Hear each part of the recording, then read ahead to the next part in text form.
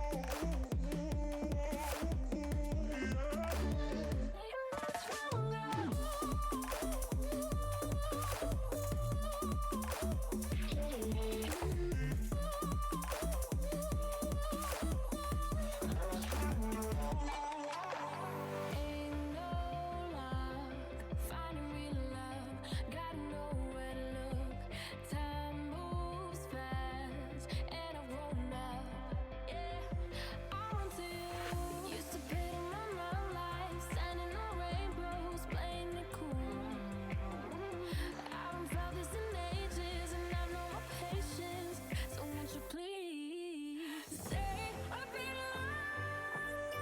You're making me stronger, making me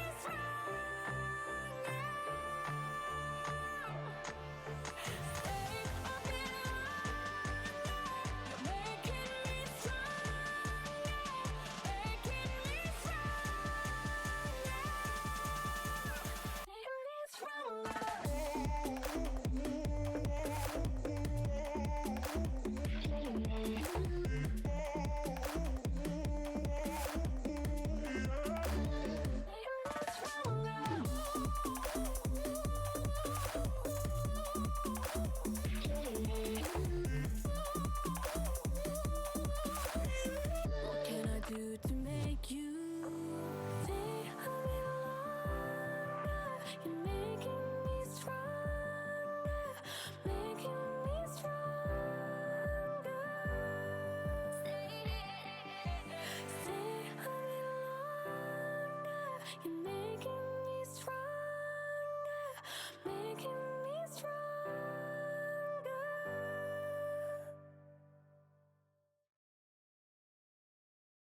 I've never heard such a deafening silence.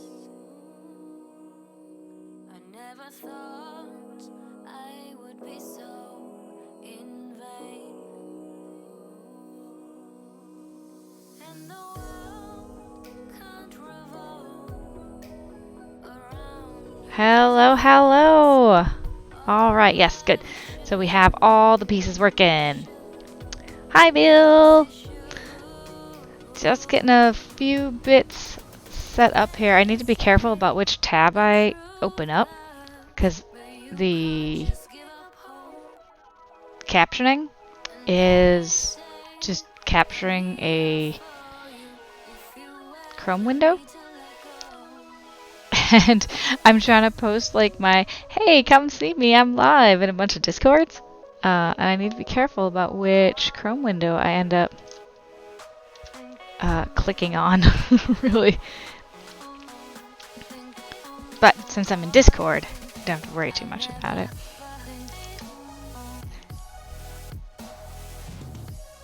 I'm pretty excited to finish this blanket. Jingles and I actually have a bet going on regarding this. So we just started a Kickstarter May of 2018. Oh, I'm here. So, I'm still sitting at the computer, finishing up the last streaming bits. I'm just a little slow. What? Oh no, did I post in the wrong Discord? Oh no, that is a self-promo one. Whew. Okay, I don't want to be that annoying person who posts in the wrong place in someone else's Discord. Because that's just rude.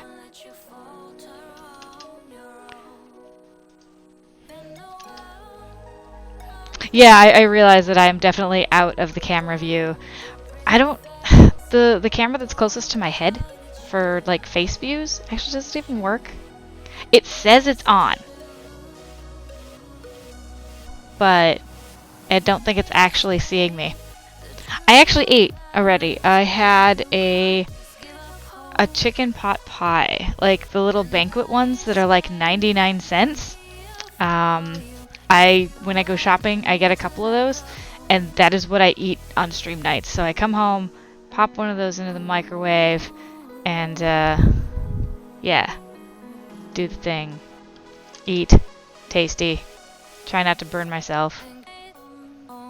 Because the plate ends up getting really hot, which is annoying.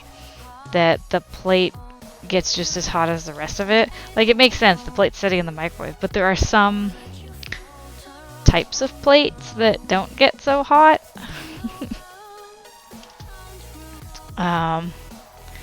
But the ones that we have are the ones that get really hot in the microwave, so I have to be super careful when taking it out. I also have a bowl I use at work that's kind of the same. It's like the stoneware stuff. Stoneware also gets really hot in the microwave. But like plastic doesn't get hot. But I don't like cooking my stuff in plastic because that's actually bad. So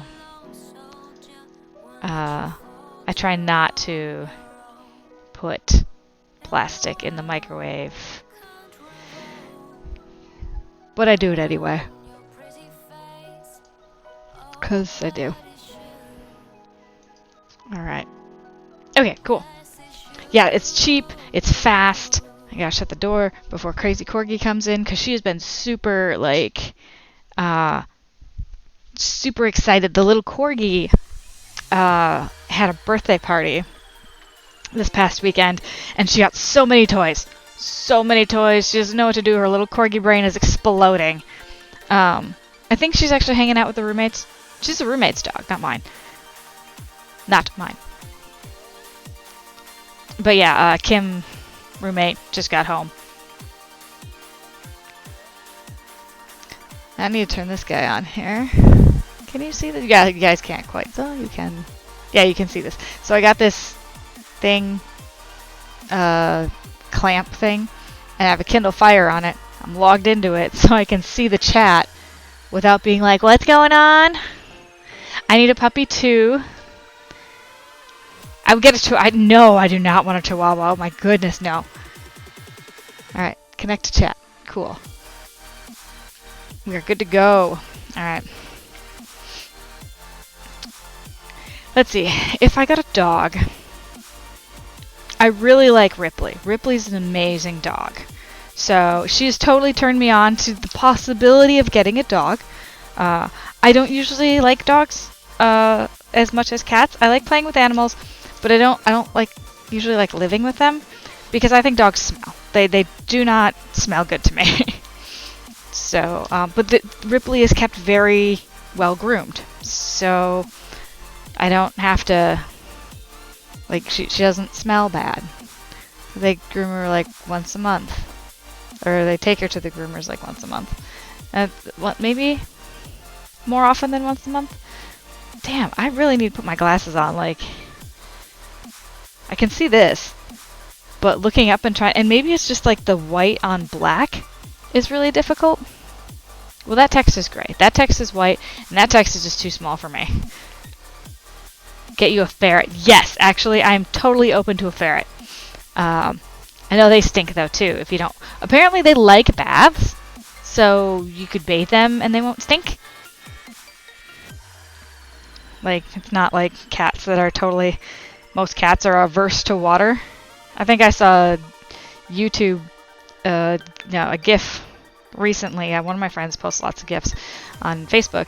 And it was a cat just, like, laying in the water and just, like, floating there. And it was, like, really weird. I'm like, are you okay, cat? When your glasses see, you can get the distinct too. Now, unfortunately, like, Jingles really wants a ferret. The really unfortunate thing is they are illegal to have as pets in California. So, if we really wanted a ferret, we would have to move to a different state. They can be distinct.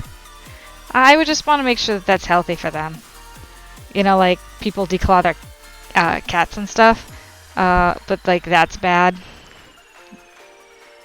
You know, that's bad for the cat, and I'd rather not do that for a ferret if like they need those, you know, glands or whatever to, you know, produce some oil that keeps their fur nice and healthy. You know, I wouldn't want to de-stink a ferret. I would want to take care of it properly and like give it many baths. You know, just make it a thing. I brush my teeth at night, give the ferret a bath, like it's all good. Let's make it part of the routine. They should be legal soon? They're supposed to pass a law that we can have them. Oh, I did not know that. I'm going to have to look into that. Oh my god, Jingles would just be over the moon. That's what I'll get him for Valentine's Day. Ferret. Actually, when you get a ferret, you should really have two. Because they're very social creatures and very curious. I have a feeling if you only had one ferret, one, it would get super bored and depressed.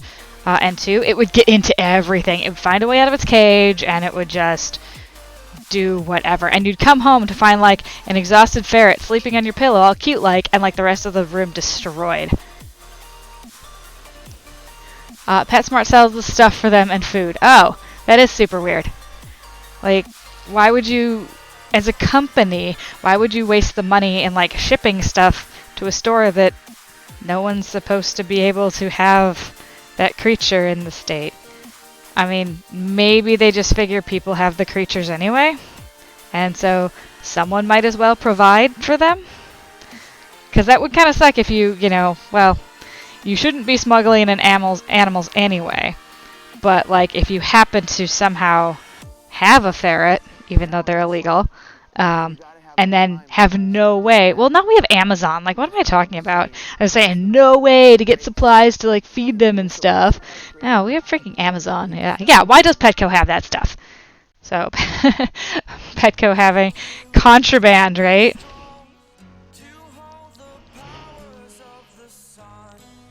Yeah, definitely need to. Don't want, like, Jingles was also saying, because we were talking about getting a cat at one point, like, if we were to, you know, when we get a place of our own. I need to say that, not if we get a place of our own, when we get a place of our own. We're currently looking really hard at our finances, at, like, how to pay stuff off so we can pay the other stuff off. So we're looking at the, hello Mizuno! We're looking at the Ramsey method of paying off debt, which is a snowball type thing.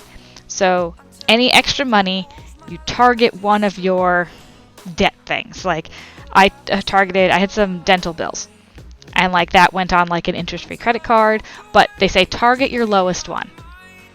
Okay, and then you knock that out. And then that monthly amount, now you don't have a monthly amount for that anymore. Cool. You take that amount and put it towards the next lowest thing. So like, let's say I was paying $100 towards the dental bill and $100 towards a credit card each month. Well, I've paid off the dental bill, so that's $100 extra I have each month. I'll take that extra $100 and put it on top of the credit card bill, and then the credit card bill is getting paid down twice as fast. And when the credit card bill gets taken care of, well, now it's $200 extra I have a month. Let's go ahead and move that over to the car payment and pay off the car. Like, that, the snowballing. You know, you put $100 towards the car every month, really it's always more, but $100, now you have $300 going to the car. Yeah, simple math. Just making it simple math there. So that's what we are attempting to do. I paid off the dental bill. Hooray! However, I had another medical bill come in. So I don't know if I talked much about this. So now $300 for Taco Bell. Oh my god, can you imagine $300 of Taco Bell? Huh. Oh, I would be so ill. 2 and 3. Okay. Yeah, so I don't know if I talked about this on stream very much. I may have called off stream one day because of it, but back in November, I think it was, maybe December? It was November, okay. It was November, like 2 weeks, a week and a half before Thanksgiving. Paint! Oh, how are you doing, Paint? I saw the bad news. Hugs. Hugs to you, girl. I'm so sorry. Your poor little baby girl. How's Simon Tech doing? Because Stormy was also one of his cats, right? Like, wasn't it? Or is it just yours? It's been raining and you need to get her taken. Oh dear. He was sadder than he expected. I mean, Kitty's been part of your family. Stormy Cat was part of your family for like 12 years, right? Or more, right? She was 14, yeah. Like, she was here, you know, I met Stormy when, you know, I first met you. So, I'm so sorry. You know, I know life happens. And, you know, passing away is part of life. So. But hopefully your kitty is happy over the Rainbow Bridge. Getting as much scritches and naps as she wants. What was I talking about? So I talked about... Oh, yeah, so... Oh... She slept cuddled up with us and got all the food she wanted. Yeah. My kitty got very cuddly when her time came also. And, I mean, I figured it out, but I thought I was being morbid and overreacting. But then I finally took her to the vet. The vet couldn't figure out what was going on other than she had fluid in her lungs, and like 2 days later she was gone. So it was very sad.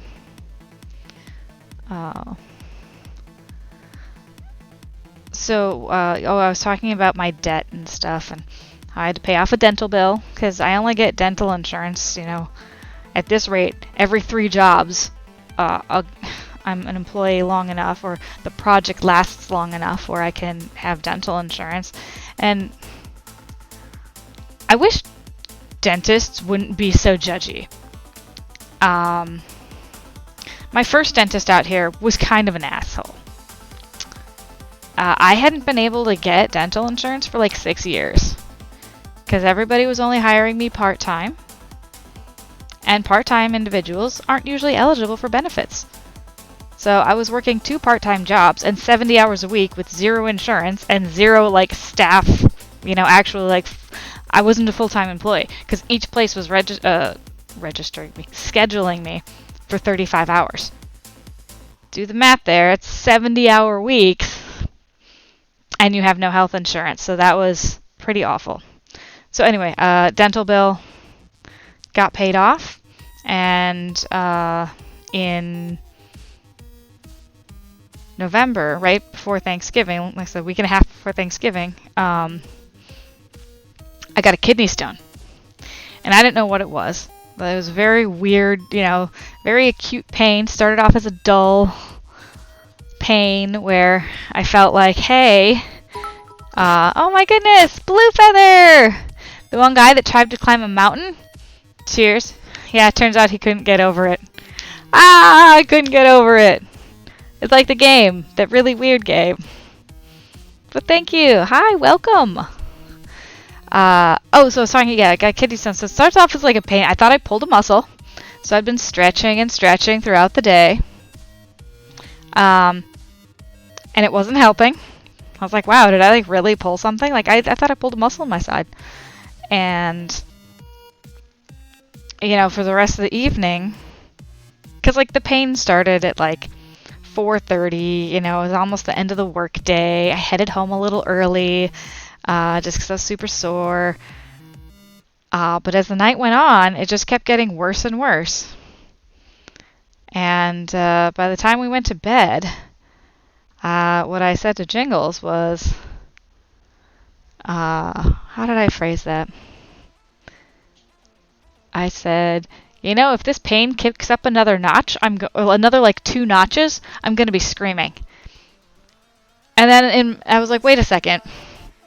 Did I mean that? Like, did I mean if this pain kicks up another 2 notches, I'm going to start screaming? And I was like, yeah, actually, I meant that. That was a true statement. That wasn't me exaggerating.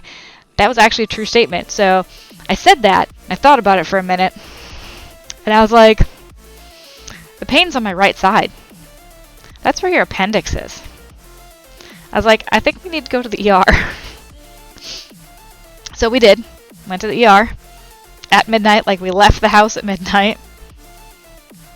And, yeah, they were asking me all these questions, and they're like, well, how bad of a pain is it really? And by this time, I'm like, well, I'm like sweating. Like, it hurts so bad that I'm sweating and shaking a little. And they're like, oh, okay, so pretty bad. I don't know. How many of you guys have had that kind of pain where it like hurts so bad? Like in this, I think this is probably only an internal pain thing, maybe external. But like if you break a bone or something, or I don't know if you have a really bad headache. I don't know if have I had this with headaches, where it's like you start sweating, but like you can't. It's not because you're hot or cold. It's because you're like trying so hard to keep it together that you're not. It's an 11 on a scale of 1 to 10. Yes, you have in the vault.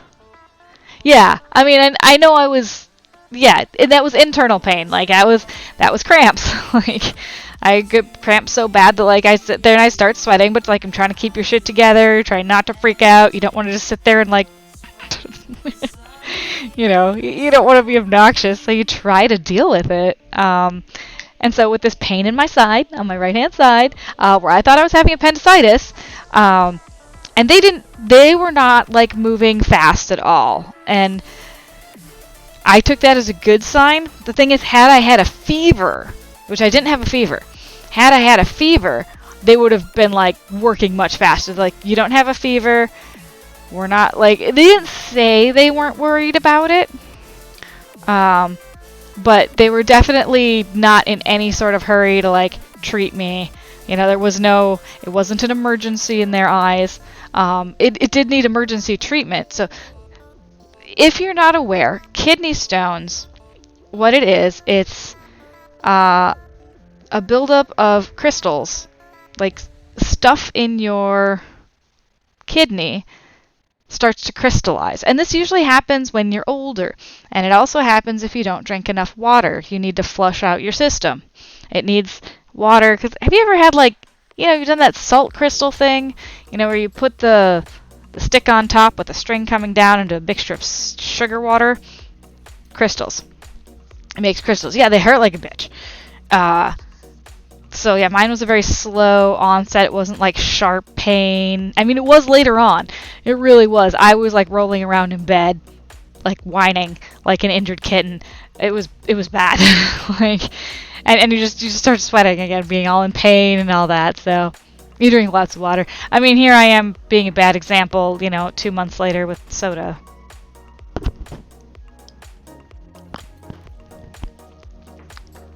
Oops. When I finish that, I'll get myself a pint glass full of water. I know soda's bad for me, but it tastes good.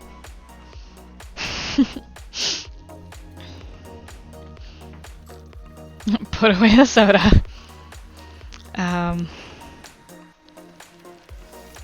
Yeah, so anyway, ended up going to the ER, and I have doctor bills for that. So way back to the money thing. Why did I start talking about money?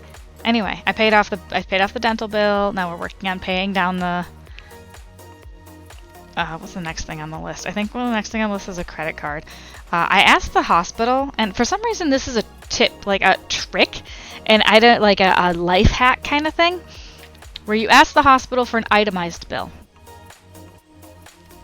Because that was an $11,000 visit. I went in. Oh, it's the first time I had was it a CAT scan? Yeah, a CAT scan. And an ultrasound. I had a CAT scan and an ultrasound done so they could take a look at the stones inside and whatever. And they said one was out and floating around the system. I actually had a second one that was hanging out in my kidney still. So the crazy thing is, I don't know if that second one has passed or if it's like still just chilling there. I don't know. It could come out at any point and cause another, like, you know, day and a half of pain. Who knows? It may have already come out a little bit later because there were a few days where I wasn't feeling so good either. But it was so short-lived. Yes, exactly. So the itemized list, I asked for that. I haven't gotten it yet. I also haven't seen the second bill from radiology. So radiology billed me, but they didn't bill my insurance. So I had to call them separately and be like, hey, here's my insurance info. And they're like, cool, we'll send it to your insurance, and if there's a balance afterwards, we'll send you another bill. If not, you'll never hear from us. I'm like, well, what if stuff gets lost in the mail? Because that happens. So I need to call radiology again. I need to call the hospital again and ask for an itemized bill. Because, yeah, they do extra stuff. They charge the insurance, and then they end up charging you for it. So my $11,000 bill came down to like 4,000 and something. I think it was almost 5. Like, I think it was almost 12,000, and it came down to almost 5,000. Apply for Obamacare. They cover all of it usually. I already have insurance, and I make just enough money to where I'm not eligible for their assistance program, because I asked them about it. They're like, oh, would you be interested in assistance? And I was like, yeah, sure, let's run the numbers. And they're like, yeah, you don't qualify. So, yeah, make just a little too much. But it's like, most people that I know in my socioeconomic level, we don't have $5,000 just to throw at a medical issue. We barely have $500 to throw at some surprise issue. So, yeah, that becomes a hardship. You know, monthly stuff gets much tighter.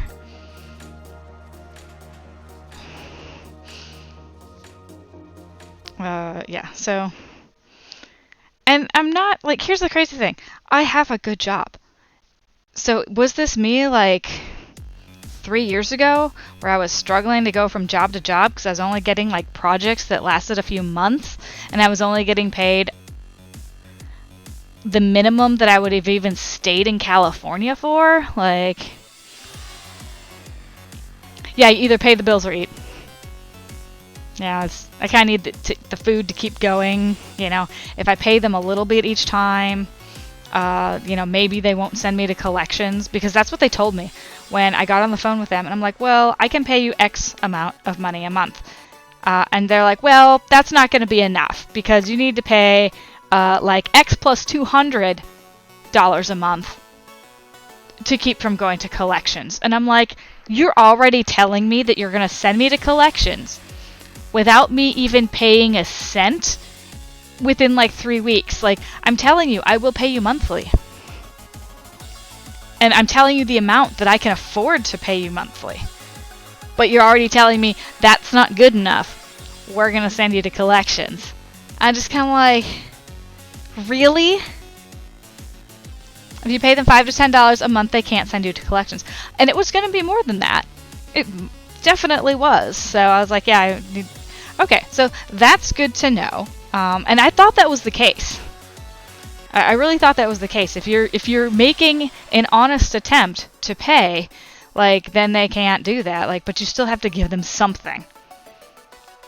So I have that number figured out, and it's really frustrating because, you know, like I said, we're trying to save for stuff. Oh, because I was talking about cats and getting our own home. That's where it all went. Cat, dog, ferret.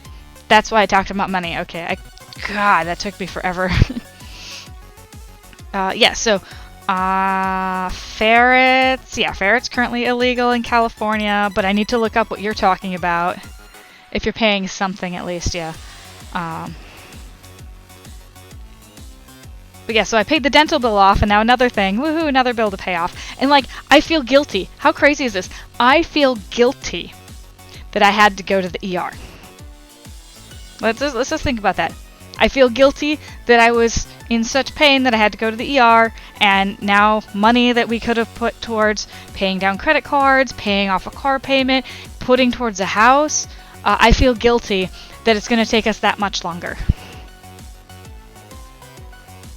That's ridiculous. That's super ridiculous. They can't send to collections. It's a scare tactic they use to getting people to pay, which is ridiculous. You don't start the scare tactics right away. I tell you, like, I told them I'd pay $75 a month. I'm like, I can afford to pay you $75 a month. And she basically laughed at me. And I was like, wow, that's rude. I'm telling you I'm going to pay you money, and you're laughing at me. So, yeah. That's... And hearing that, you know, about the collections thing, and they can't send you if you're paying, like, that makes me a bit angry, I guess. That this person gets some sort of joy from terrorizing people. Because when it comes to finances, like, a lot of things can be terrifying, and living in the United States right now, medical bills are one of those things. Because, again, you could be hit with something like a kidney stone, boom, $11,000. Like, what? But if you hadn't, you might have ended up even dead, or you never... Exactly. Yeah, I know. I'm not saying I regret going. I don't regret going. I just feel bad that I had to. So that's where all that is. Yeah, it could have been much worse. They did. So it was the first time I ever got a CAT scan. The first time I ever legitimately had to be in a wheelchair. I don't think I've actually had to be in a wheelchair before because I was in so much pain I couldn't walk. And I was just kind of, I was because like I said, we got there at midnight, so it's like 2 or 3 in the morning when they're like trying to wheel me to each of the rooms or whatever, and like I was in pain, I was exhausted, like I kept going in and out of sleep. And the first time I've ever had morphine. So, kidney stones, heart attack. You can get a heart attack from a kidney stone? Like, does it just back stuff up? I thought you could get, like, septic shocks and toxic. Anyway, you can go septic, I think, because, like, stuff can get backed up in your system, and you basically have all the nasty stuff that you'd normally, like, get out. Because, like, your kidneys control what goes in your pee. And if your pee's all backed up, well, all the nasty stuff isn't getting out of your body, and it's just recirculating and getting absorbed. No, I'm not getting sleepy. What? Stop it! Yeah, so kidney stones backed up, yeah, nasty. Basically, you get blood, your bad stuff gets in your blood. Yeah, so exhausted, yeah, morphine. So kidney stones are extremely painful. One of the most painful things that can happen to you, apparently, like next to birth, and even people who've had kids have told me that their kidney stones were more painful than some of their births. So I got morphine, and Jingles is like, I can't believe that you gave you morphine for just a kidney stone. I'm like, just a kidney stone? Like, really? Just? And I'm like, I'm not necessarily going to die from it, but it's still a thing that needs to be treated, and it's still a thing that causes a lot of heckin' pain. So yeah, they gave me, along with the IV, they gave me a drip of morphine into that. And let me tell you how fast that stuff works. Because she warned me before she put it in, because they kind of put it in line with the IV, and the IV pushes it into your body. You could die from anything. Yeah. And so she put in, I'm not sure if she put an antibiotic first. She gave me 2 things. Just a kidney stone, just. Yeah, that was the reaction.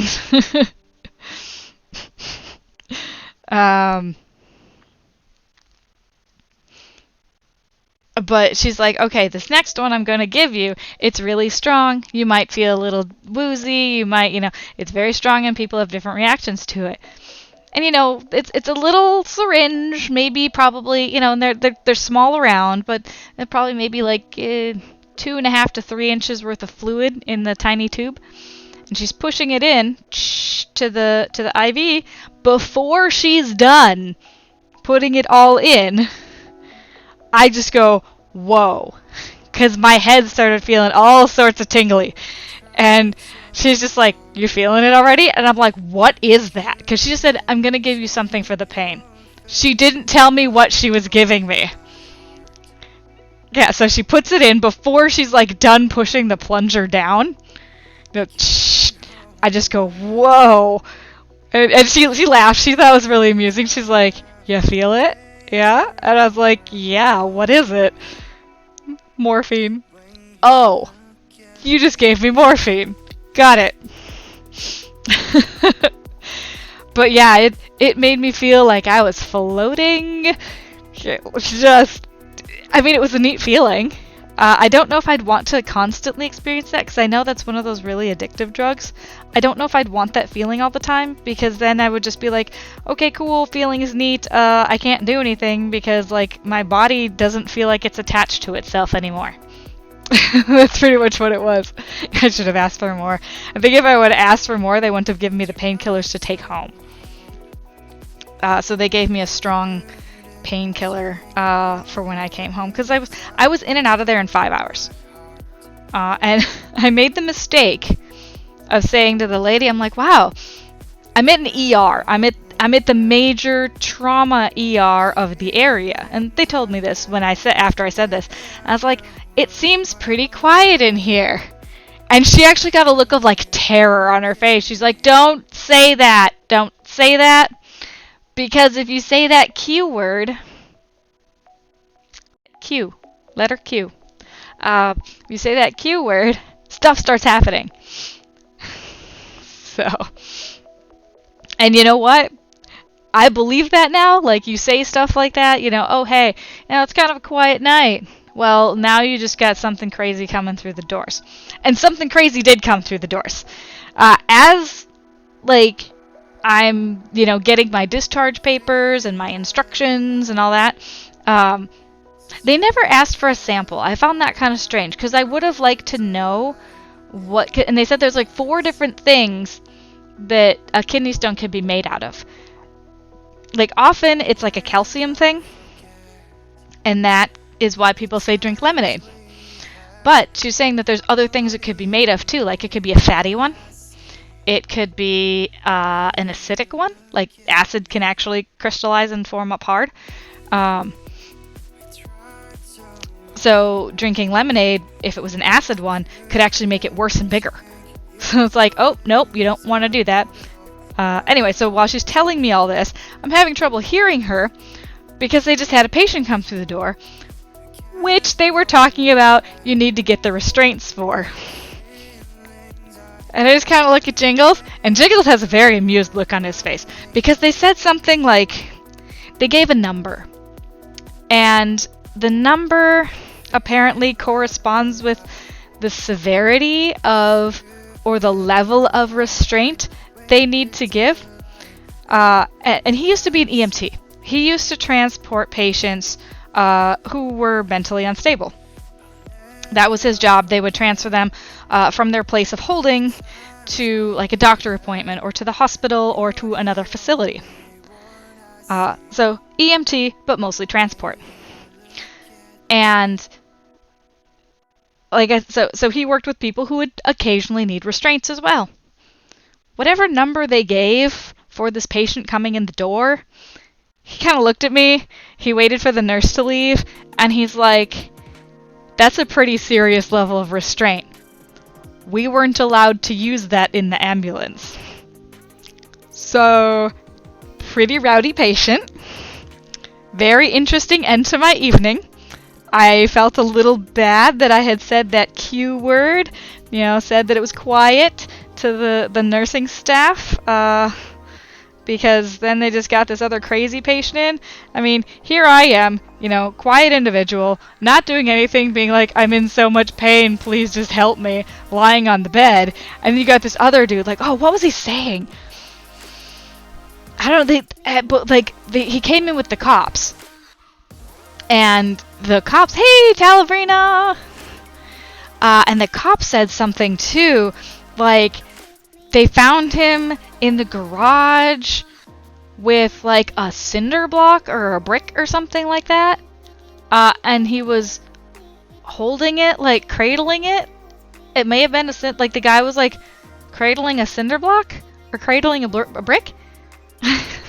And so it was a wild one, a wild case. Oh, and They were using. He was high on meth. It was a methamphetamine well, not overdose, but just a case. And so, you know, dude totally out of his mind. Cradling a freaking cinder block. Yeah, so I do feel bad for the nursing staff there that I jinxed it by saying it was quiet, because it became very not quiet after a short amount of time. And that's the story of me spending time in the ER when I had a kidney stone. Which was only like 3 months ago.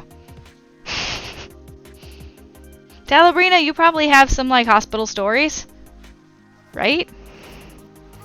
And congratulations, by the way, on your new little one. Talabrina has 2 littles now running around her place.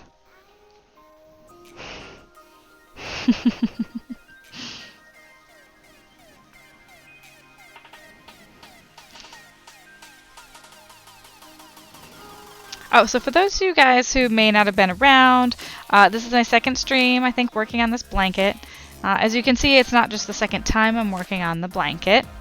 It's one I started about 2 years ago for my brother's birthday, and I completely underestimated how long it takes to make a blanket. The other thing I did was I used this mandala yarn, which is really skinny yarn, so it's difficult to... It doesn't work up fast. It's not difficult to work with.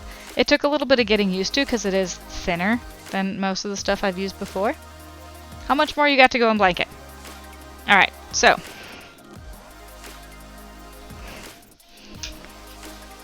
Basically right now what I'm doing is taking this section here, I'm going to straighten it out, section here, and we're going to bring it to a point. So that's what we're doing. This empty space here, that's all we got left. So like, hand's worth maybe, you know, not too far. Each row I'm doing, it decreases by 2 squares, because I kind of, you know, a square from this side makes it even, and a square from this side makes it even. Till we have a, well, it's a 45 degree, or a 90 degree angle. Ugh, ow, that's really hard on the wrists though. There we go, like this. Maybe that's better. That looks weird though. That looks better, but it hurts the wrists. Because the wrists are also at a 45. Or 90, not 45. It doesn't take that long if you worked on it more. True, but I've only been working on it on stream. Well, not now, but it... Also, I kind of forgot it, like, when we had to move. My crochet projects got all packed up for like 3 months. So I wasn't able to do anything with it. Oh, and I had the scarf in between. I was working on Servena Maikay's scarf. So I had the scarf project in between, and that one took a long time.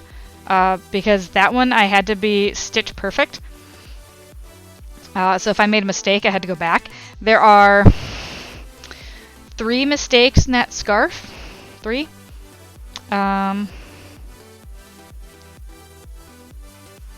I can only think of 2 of them right now, but I'm pretty sure there's more. Yeah, so there's 3 mistakes in that scarf that when I found them, I was significantly far along enough that I could not, like, going back and fixing it would have been so onerous that I might not have even finished it. So there's, you know, there's a human element there.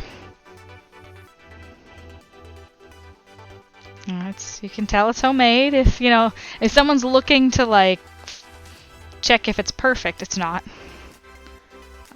One section, there's, because I had to tuck the yarn behind things, because there's an obvious front and back to the scarf. So I was tucking things backwards, and at one point I brought a string forward instead of backwards, and so you can see the wrong color on the front of the scarf.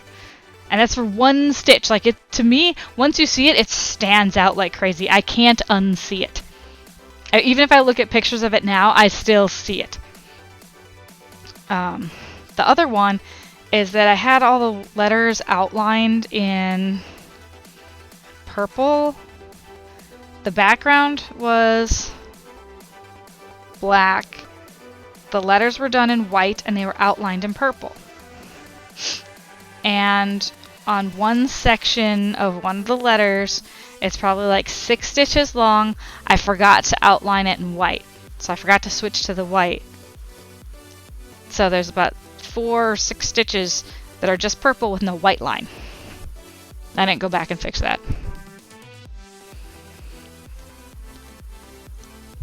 But again, most of the rest of it is spot on. Just those few places. So I can't remember the other mistake. I know when I made it, I did the glitch. And I did the glitch backwards. Oh my goodness! Telebrina! Oh, thank you so much, girl! That suits me. Oh, the heart! Oh, and it's Valentine's Day week, guys! Happy Valentine's Day! What am I doing? I might be streaming on Valentine's Day. Pretty sure. Oh, yawning. Bad, bad, bad. Pretty sure you will be. Yeah, I'm pretty sure I'll be streaming because Jingles is not. First of all, it's hard to get him to take me out on a date. Second of all, he does not want to take me out on a day where everybody else is going out on a date. Because, like, first of all, it's a Friday night. And second of all, it's Valentine's Day on a Friday night. Like, can you imagine how crazy things are going to be? And, I mean, we're south of LA, but, like, everything's going to be busy. So, I have a feeling it's going to be just, like, a regular night for us. Oh. However, tomorrow I'm doing a Galentine's Day event. I'm actually taking a half day off work. And this is something I should have been, this is the 3rd year I've been invited, and I can't say no 3 years in a row. Matt works and baby boy can't leave the house. Aww. Yeah, so stream away, have fun, enjoy, spend time with people, including the babies. Yeah. Oh, so Galentine's Day event. I've been invited the last 3 years. 1 year, my reasoning was that I didn't have the money for it. It's about a $30 event. 30? Something like that. Maybe 40. And it's a drink and draw.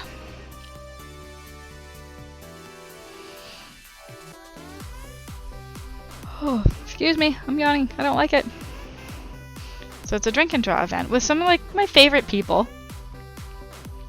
Some of my favorite one of my favorite groups of friends. And then 1 year I was in a really weird emotional place. And leaving the house that day. And I mean, I should have probably reserved my spot and all that, but trying to leave the house that particular week, I couldn't bring myself to do it. It was a bad, like, people week. I was bad at peopling. I was bad at being a human that week. And so I was just like, sorry. I said I couldn't afford it again, but really, I wasn't. And also, I think we were short on money, and that was part of my reason why I didn't want to go out. Like I felt guilty about going to the ER. I would have felt guilty going and spending time with my girlfriends. So, but this year, I decided to do it. Decided to take some time off work to do it. Stupid yawning. Because I also don't see these people as much anymore. Now that I've moved, I'm like an extra hour drive away from everyone. So I didn't want to turn it away a third time. So it's a painting thing. I think we're gonna be doing a picture of Love Potion number 9, which, I mean, I'm not too enthused about that, but whatever. So I've only done one other drink and draw, and that was for a gal's bridesmaid party, or not bridesmaid party. It was the friggin' bride's party? Bridal shower. Yes, it was a bridal shower. We bunch of gals going drinking and painting. And that was pretty cool. I have that picture somewhere. I don't know if I want to hang it up. I mean, I don't have much You guys can't really see the bulletin board anyway.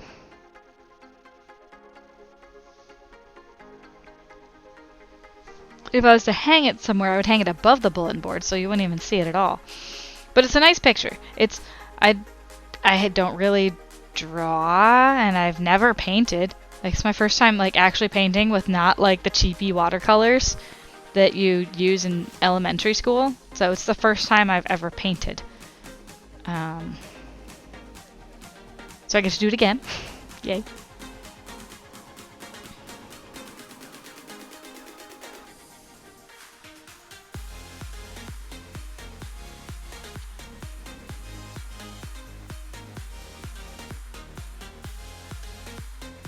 Oh, and then Friday morning, woohoo Friday, I get to go to the DMV I'm going to renew my license early.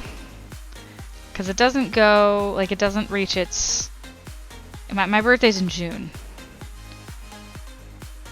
So I want to, do it before I need to do it. I need to be ready to pay for that, don't I? Dang it. But yeah, I had to get all my stuff together for a real ID. And I was like, I don't have the things that they're asking for. Like, I don't have a bill, like an electric bill with my name on it because I live in a house that somebody else owns and like it's in one of the other roommates' names. Like, I don't have that. Somebody else pays that. Not in my name. What else do they ask for that I don't have? I mean, the stuff with my social security number on it isn't too much of an issue because I can bring them my W-2. It's that time of year. And thankfully my W-2 now has my new address on it. So all this stuff has to have the new address on it. Had this been like the last place, which I lived in for 4 years, I had, an amalgamation, pile of stuff that, had the correct address on it. And now it's like I only have 1 year's worth of stuff. And while it sounds weird, like a lot of the stuff they ask for is stuff you'd only get like once a year. Like your W-2. Like, I don't remember what else I put in there, my car renewal. Like, thankfully my car renewed this year and it got sent here. Or my car renewal got, anyway, whatever. It well timed. Okay, so, yay, we finished another row. One more coaster. Go ahead and flip the blanket. This part has to flip too. There we go. So, Talbrina, are you working on any projects? Or like your current game? Anything like that?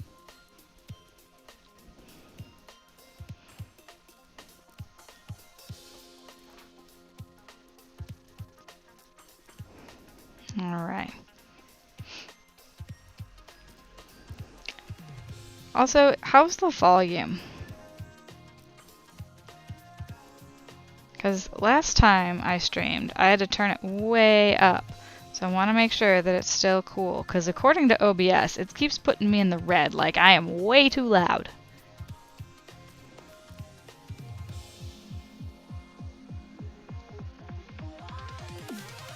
And actually, I don't know if you guys can even hear the music, because that was another thing people were saying. They're like, there's music playing? I was like, yes? You don't hear the music? So.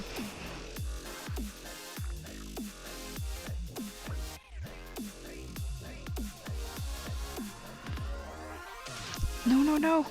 No. Don't want to yawn. Too much yawning.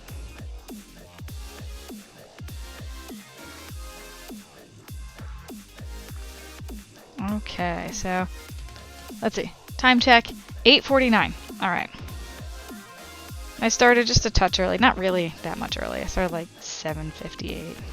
But I've been like talking nonstop, so I'm gonna need a few minutes here to not talk. Focus on the crochet.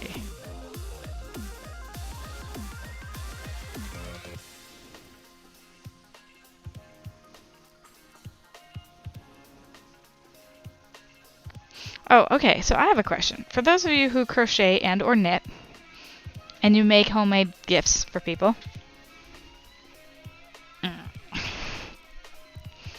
let's say you're making a gift for someone who also crochets or knits.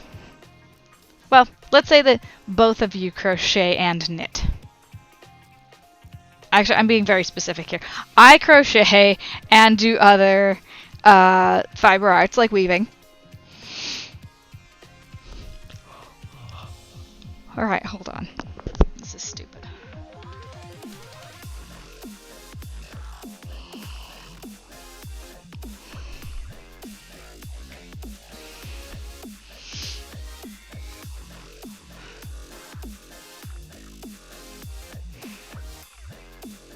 Alright. So, I do other fiber arts like weaving. And I want to get a gift or I want to make a gift for someone who crochets. But I don't want to crochet them a gift.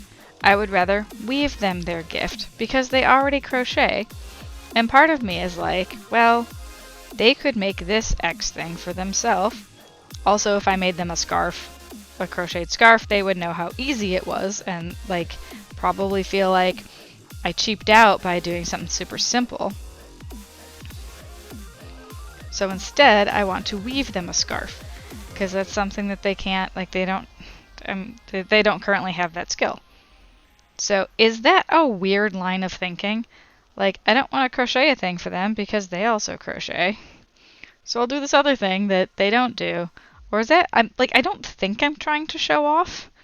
But I don't know. I think it's weird if someone goes out and buys me something that's crocheted. Because I'm like, did you just get it because you think I like crochet? I mean, I like crocheting. I don't know if I particularly like crocheted items, like to receive myself. Because it was an amigurumi. And like, I didn't really have many stuffed animals or anything. So I was like, thanks, I think. Like, I didn't know if this person was trying to give me a hint, like, hey, maybe you should make more of these? Or if they're like, oh, she crochets, she must like crochet, this is a cool fandom thing, I'll get this for her. It's probably the second one, where they saw it and they thought it was cool and because it was crocheted, like it fit in my wheelhouse. But it was a better quality than the stuff I make, so I felt like, I don't know, it just felt weird. Somebody let me know how you feel about crafting stuff.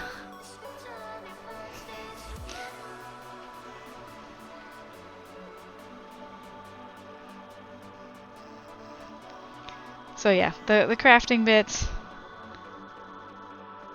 Does anybody else have that sort of issue with crafting? You don't want to make something for someone because they already have that skill as well.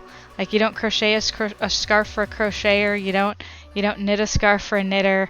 But the knitter doesn't crochet, but you do, and you could. So is that something that anybody else thinks about? I was watching my cousin knit, and like she knits amazingly. Actually, it's my cousin's wife, but like she's close enough. I'll just call her my cousin. And like she's like working in like super tiny needles, super intricate patterns, multiple color changes, and I'm just like, well, that shows up anything I could do. It's very complex, and she's like, I love it. It's like, she's like, it's engineering. Knitting is engineering. And she's not wrong. It really is. What you're creating is you're creating it with yarn, and it's a continuous line. You have to know what the F you're doing. Oh wow, it changed it for me. Sweet. You have to know what you're doing, because if you don't, a mistake many rows back can actually screw up stuff, 20 rows in the future. Past, present, and future knowledge. That's knitting. Which the knitting project is on my list to do in 2020. I've taken on 2 new projects in 2020. That's it, just 2. I have one from I have some from 2018 I still need to finish. No, 2018? That seems long. It must be 20. No, it may actually be 2018. 2019, probably end of 2018. Dang it. So, yeah, I've got quite a few. I got projects that are still on the docket. I just need to suck it up and do them. Yeah, much like the blanket. Yeah, I might have to work on stuff off stream because, as you've noticed, I just sit here and chatter on stream, which I hope you guys enjoy hanging out. And I've noticed that we've hit. Oh my goodness! Oh my goodness! Cheerful Chameleon? Well, no, Huffle Club Brook. Oh, and whoa! Oh, it's a follow. Okay, sorry, I got confused there. Hi there, and welcome everybody. I hope you're not getting ads. Some of you are getting ads, some of you aren't. Welcome to the Crochet Couch. I'm Hyper Zen Girl. How are you doing, Chameleon? Feel like it's a little early for you to end your stream. You doing alright? Chameleon Raid, you followed. Yeah, it all kind of showed up on my chat in like a backwards order really quickly. Huffleclaw.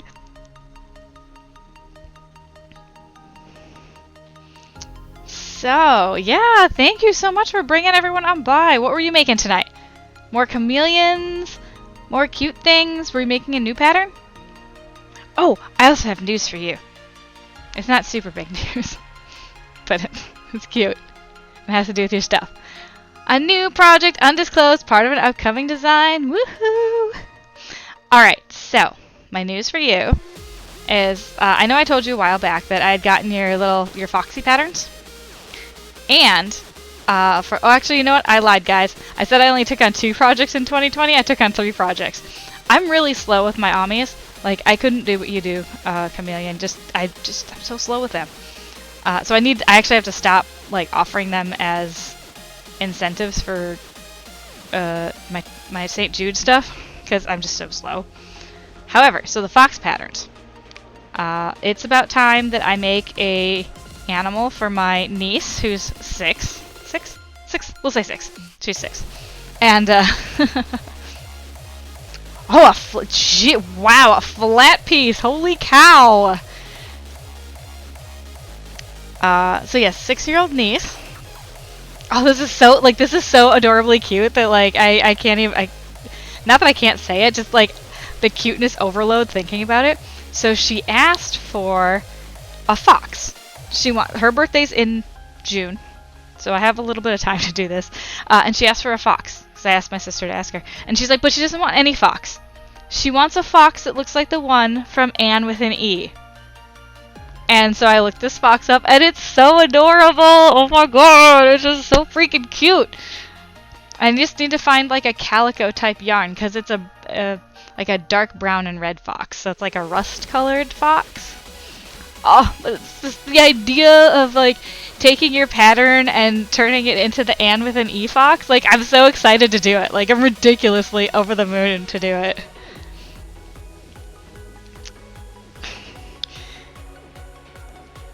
So yeah, Chameleon Raiders, thank you for coming by. How many of you guys are also crafters? Actually, I posed this question right before you guys came in.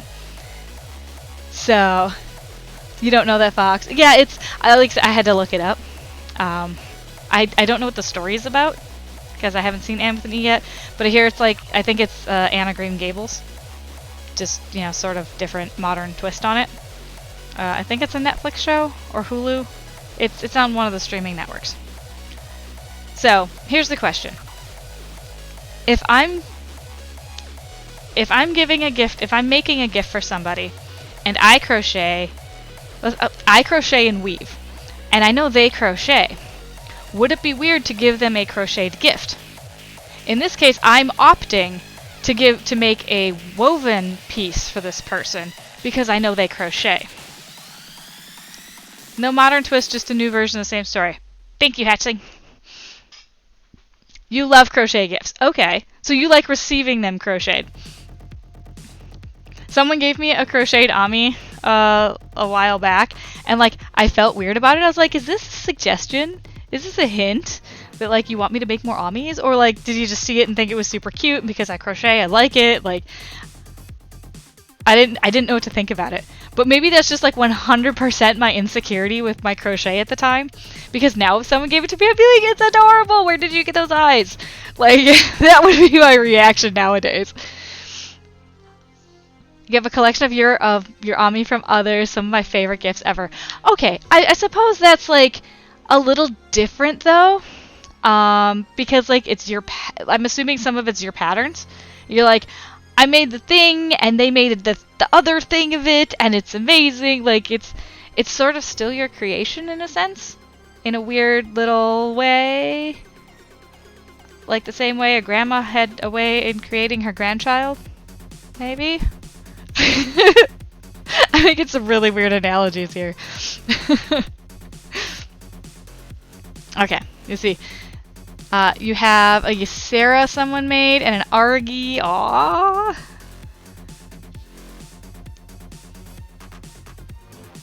None of your gifts are from... Oh, none of them are from your own patterns. Okay, well, never mind then. So, also, everybody, because now we have over 10 people in chat, we can do some giveaways. So, the first giveaway is going to be a tier 3 sub to the channel. I have a gifting program thing, so I can gift away a sub, and it's gonna be awesome because then people can have the cat butt emote, which I think is a super cool emote.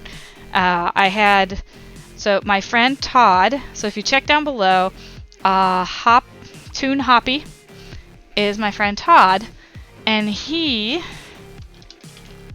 is a fantastic animator. And so I asked him to make my emotes and stuff for me. He knows nothing about Twitch. He probably does now. He knew nothing about Twitch, and I was like, I want you to make me emotes. I want you to make me panels. And he was just kind of like, what's a panel? And I was like, okay. And so I had to like kind of walk him through what each of the things was. So yeah, I've taken the panel artwork and the emote artwork, and yeah, made it into the channel stuff. So anyway, the cat butt emote I think is hilarious. I will be making it into a sticker someday. Actually, I could give away a sticker pack too. So first of all, what I'm going to do here is set up the giveaway for the tier 3 sub. We're going to go ahead and copy this one because I know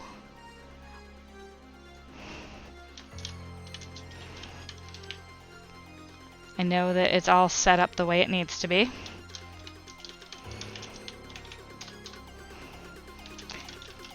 And so this is me celebrating getting 1,000 followers. Like, I forgot to do this drawing before. So, the way this works is everybody gets their first ticket for free. You can have a maximum of 10 tickets. Each ticket after that costs 20 points. You can check your points with exclamation points. But everyone gets it for free. All you have to do is type exclamation ticket, and you'll get your first one for free. So we have a couple giveaways tonight, so you might want to check out your points and strategize. So I'll do another sticker pack. I have a crocheted heart and a tier 3 sub. The tier 3 sub is what's currently up right now. I mean, I hit 1,000 followers. This is so awesome. So here's the crazy thing. People set these goals for themselves, yourself, whatever. You set goals, and I had only set my goals up to 1,000. Like, I hit the 1,000, and I'm like, I need another level. I don't know what to do. Like, that was just kind of like, that's it for me. Like, that's me doing great. And so I hit it, and I'm like, wait a second. It was sort of a where do I go from here? Because I really hadn't thought about it. Like, I set all that up, I don't know, when I had all of like 50 followers, I set that whole scheme up and I'm like, cool, now I know what to follow, now I know what, and that was what, 3 years ago? I just hadn't thought about it since. So I'm like, I did it. I hit it. I got it. Now I need to plan forward. And 1,000 was the benchmark because some of the sponsorship stuff, or not partner, there were some brands that I really liked and thought would be really awesome to learn more about and to work with, and they wouldn't even look at you if you didn't have at least 1,000 followers. So I was like, all right, thousands where we're headed. Well, I don't even remember what brands those were anymore. So I've hit that 1,000-person mark. Ricky May, thank you for the follow. So yeah, it was kind of nuts. I hit that mark and I'm like, oh my gosh, I need another mark. That's so amazing. So I think I put the next one at 1,500. Someone could check that if they really wanted to. But I don't know if I put giveaway stuff or anything under it. So I usually let my giveaways run for half an hour, but I'm not going to be streaming that long, and we have quite a few of them, so I'm thinking like maybe 15 minutes. We'll let each run for 15 minutes, because like I said, I'd have a couple.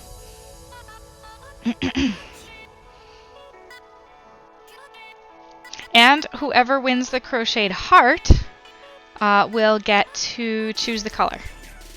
So the last person chose they said blue or purple. So I'll see if I actually have any yarn that is blue and purple, which I have a thought for one, but it's size 3, so it might be a tiny heart. I'll have to find a different pattern. I highly doubt there's amigurumi made in size 3 yarn. What type of yarn is that? This one currently that I'm using? So this is a self-striping. You can kind of see the colors change here. This is a spindle. You can see the color changes. But this is Lion Brand Mandala. Mandala yarn. It's a size 3. And the colorway is called Centaur.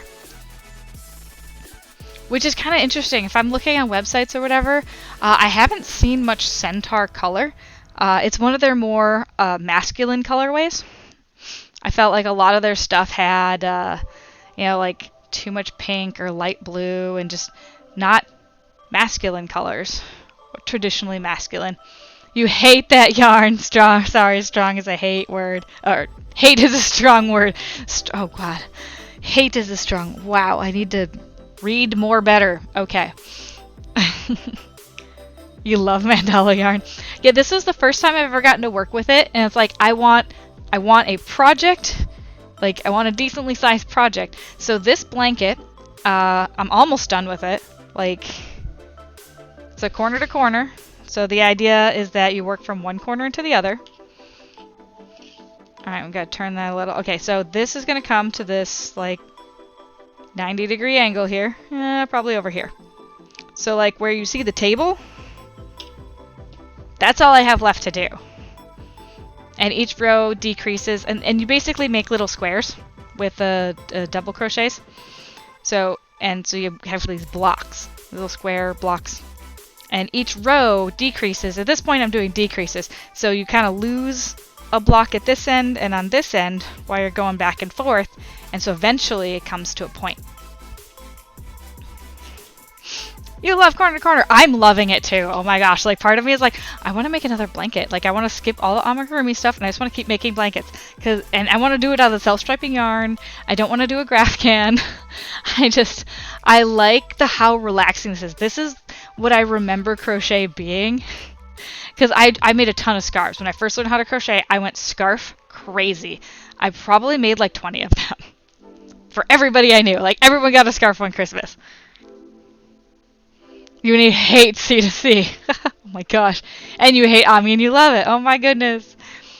I want to like Ami.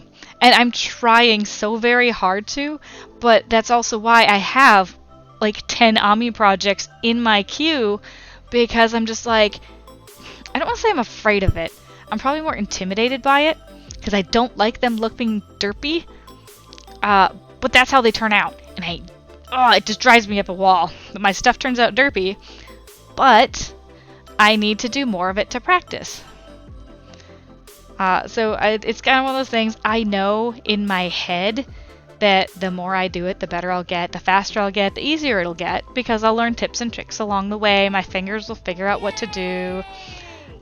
Hello, Crazy Chainmail. Oh my goodness. Hi, welcome to my channel. Alright guys, so I met Crazy Chainmail this past weekend at the Twitch LA meetup. Actually, I met quite a few people at the Twitch LA meetup, and it was really awesome. So, I think, Crazy Chainmail, you did say that had you heard of Fairy Wings before? Like, I know I wrote her name on the back of the card, but a lot of the people in here right now are also familiar with her, so it's, you're in good crafty company. Oh no. No, my yarn, I'm splitting it with my stupid not putting it in the right spot. So, yeah, Twitch LA meetup. Super awesome thing. You love Fairy Wings. I know, Fairy is so sweet and so awesome. And I like, yeah, totally was plugging her at the Twitch LA meetup to people who it was, it made sense to. Like Crazy Chainmail, because he does chainmail. He had some cool samples too. You had the coif and the bracer pieces. Like he does multicolored pieces also. And his are more, like yours are more solid. Like you fill in all the space. Well, Fairy does a lot of jewelry, but I think she's done like all over pieces as well. What do we got here? You started crochet like 3 years ago in March, maybe 2 years. It's been about 50 blankets, 15 sweaters, and 20 scarves ago. That is extremely prolific. Oh my goodness. I have not created that much stuff. Not yet. Like I made a lot of scarves that first year I was out of grad school because I was poor and yarn was relatively inexpensive. However, I've learned since then that inexpensive yarn doesn't necessarily make good yarn or a good choice for scarves, because people don't want that around your neck. Your neck is very sensitive skin. You know, so if you have scratchy yarn, it's going to make a scratchy scarf, and people aren't going to want to use the gift you made them. So, you know, lesson learned, sort of, many years later. I wonder how many people actually kept those. Because one of the things I would do, I'd also get a soft yarn. So I made the scarf in like one type of yarn, and then I would take a softer yarn and edge it with it, because I didn't like the way it felt. Yes, you did hear Sarah stream once. She was doing something other than chainmail. Alright. We also have a giveaway going on. Currently it's for a T3 sub to the channel. Exclamation ticket will get you a first ticket for free. And if you have points, which you can check with exclamation points, those would be 20 points per ticket after that. But we also have a giveaway for a crocheted heart. It's going to be a little like squishy heart, and a sticker pack. And so the giveaway will be ending in about 5 minutes. So 5-minute call, exclamation ticket to get your first free ticket. This is for a tier 3 sub to this channel. I'm so excited. I was talking about the cat butts earlier, and Todd makes all the amazing artwork and stuff. So actually, any artist who's made art for me, I'm missing one of them. So my transition screens, the ones like my starting screen, my break screen, those are from a different artist that I haven't credited down below. You keep tally. You were taking a break from blankets, and then your friend found out she's having a boy. So started baby blanket 5 days ago. You're on the home stretch of finishing it, maybe a day or two, and it'll be done. First time using so small of yarn. So are you using a mandala or like I'm guessing it's a size 3 if you're talking about so small. But what kind of yarn are you using? Alright. know, like the last 2 streams, I'm like, I'm totally gonna finish this blanket on stream, and like, I'm not making nearly as much progress on it as I feel like I should be. Although I have been working on the blanket when I'm watching Pokemon. So I've been watching Pokemon Sun and Moon. And I was talking with someone about it the other day, on Friday I think it was. And they're like, oh man, and when this happens, it's the cutest thing ever. And I'm like, I have no idea what you're talking about. Hashtag spoilers. I told you I'm watching it for the first time. So yeah, I was a little frustrated. Someone totally spoiled a thing. Alright. Red heart. It's a wrap. Okay. Classified as superfine 1. Is that really a 1? I didn't think it was that small.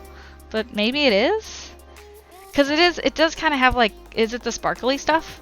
Because I think It's a Wrap has like, I suppose it is sort of small. Shawl stuff can be tiny.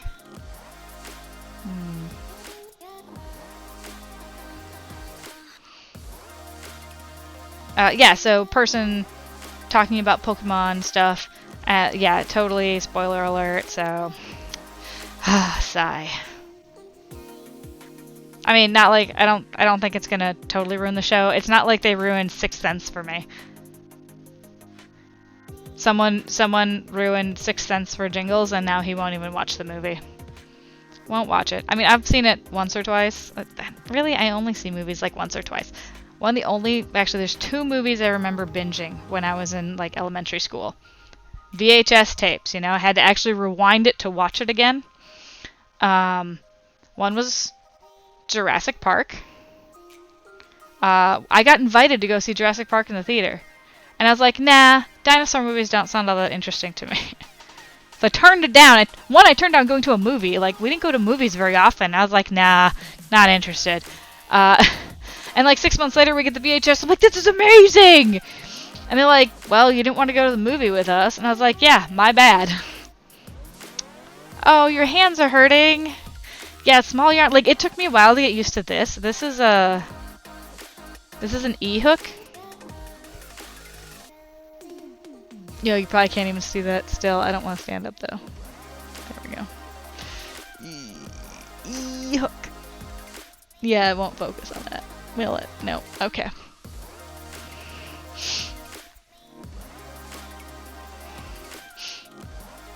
Yeah, so Jurassic Park. And then Beauty and the Beast was the other one that I like binged. I see you in a bit, Chameleon. Alright, 30 seconds if people want to enter. You have 30 seconds. Exclamation ticket gets you a free ticket for our giveaway. Which is for, this one is for a tier 3 sub to the channel. And we will have 2 more giveaways after this. And I'm going to go to the end of the row here. I have like 4 more boxes to do. And then we'll draw it once I get to the end of the row. Oh, good lord. English! Must reach end of the row. Wow, that was awful. Alright. Using a D, it called for smaller hook, but I couldn't go small. Yeah, exactly. Some of the stuff is like, you should use this size hook. And I'm like, or maybe I won't. Like, what was it? Something called for an F hook. And I looked through all my stuff. I have so many different sizes of hooks.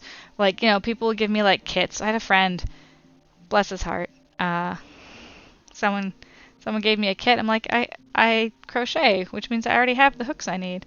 And if I need a hook, it's probably going to be a specialty hook. And then I would just have to go get it myself, the one I need, the exact one I need. And Jingles compared it to tools. And your hooks are tools. He's like, you know, if I go out and I buy my tools, because he has a workshop, he's just doing his Kickstarter. Oh, and I never finished that story either. All sorts of directions. Started doing a Gur Amgurumi. I love Gur! He is one of my favorite characters out of any cartoon ever. Okay, fangirling over. Amigurumi from Invader Zim, and I'm using an E hook and worsted weight yarn. The hook is the smallest I've used. Yeah, E and worsted weight, like, it's really frustrating because you end up splitting the yarn without trying to. And, well, I mean, you never really try to split your yarn, but you're trying so hard not to. You have to pull it tight so the yarn gets skinnier, and you gotta try and stick it in where you're not gonna, like, you know, go in between any of the strands. Any of the strands. So, yeah, I feel that. I totally... Yeah, it's going to be, like, and your stitches end up just being really tight. Because you're trying to make the... yeah. Trying to make the yarn fit into the hook. Alright. So what I'm going to do is I'm going to do my these are slip stitches. Slip stitches across the top of this.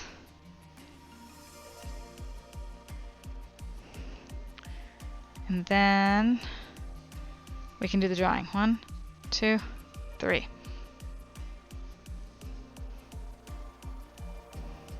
We missed something somewhere. There we go. Alright, drawing. First single crochet there. Alright. Dun dun dun! Drawing number 1 for T3 sub. B through E are my most used. Oh wow, that's so tiny! You want to get a set of the numbered small ones? I asked for a set of steel crochet hooks, the tiny ones, for Christmas one year, and my brother got them for me. And it's like, holy crap, these are way tinier than I was expecting. I don't have yarn that fits this. At that point, you're basically using crochet thread. So the numbered small ones, usually H through K. H through K is so much more... and see, this is crazy. I use the E through H the most often. Sometimes I go up to an I, but not often. Alright, so I'm going to go ahead and close this. And we will draw for the... And you do mostly amis. Your H hook the most. H is comfortable. I like that one. Yeah, H is pretty comfortable. Drawing. A lot in cotton DK, but in worsted too.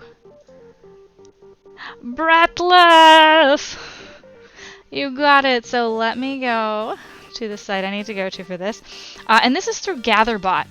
So if you're not familiar with it, what? I think this is the... I need a better command for this. So basically, there's this quest mode GatherBot game, or site, and you can download mobile games and play them, and you get rewards along the way.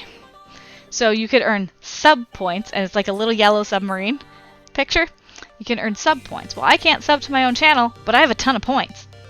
So we'll go ahead and do this. So I need to go to my admin page. And there's a fun question each day on that quest mode site. So I need to go ahead and donate the sub.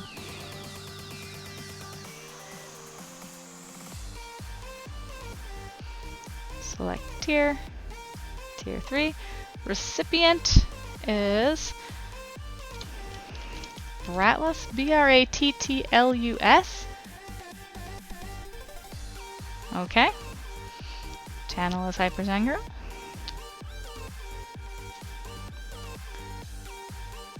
You've not earned enough. What? This is confusing. I have 0 sub points to spend. No, I don't. I have like 24,000 to spend. Hold up. Hold up. Can I not do this? That doesn't seem right. Are you not logged in properly? No, it's saying You should also be able to click their name in chat and gift a sub. Well, that is for... See, I'm doing it through a different program where I earned points, and basically it won't say that it won't say Hyper Zen Girl gifted the sum, it'll say GatherBot. So GatherBot should be the one... Oh, you know what I have to do? I have to donate the points to myself. I think that's what I have to do. I have to donate my own points to my channel. Because in this system, I appear as a viewer and as the streamer. So as a viewer, I need to donate my viewer points to the streamer side. So how do we go ahead and donate gift sub points? Enter amount of sub points you wish to gift. 20,000. Gift. Gift sub. You have successfully given 20,000 points. Cool. Now I should be able to do this. Make sure that those... Okay, that looks like it went through. On that side.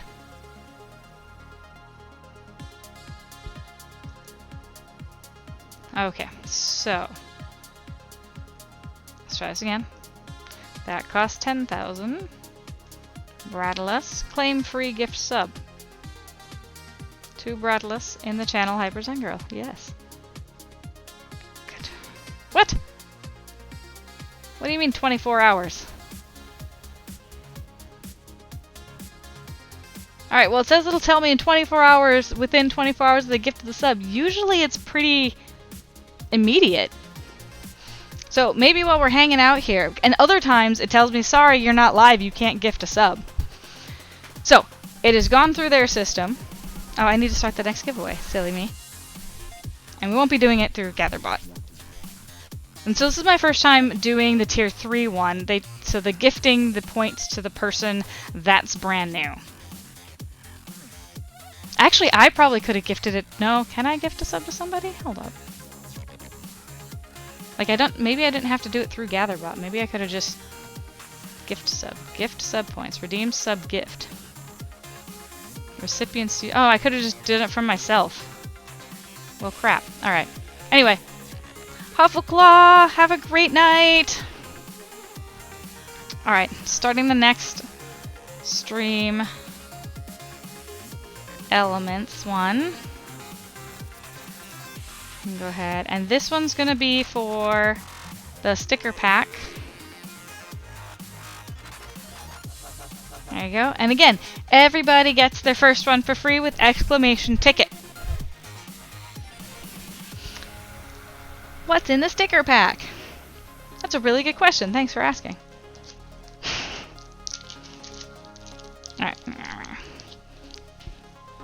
gonna stand up and try and do the close to the camera thing. Sweet Vanaya! We have a giveaway going on for stickers at the moment, and after the stickers is going to be a crocheted heart. So, sticker showcase. Current giveaway. Exclamation ticket. Sleepy Kitty.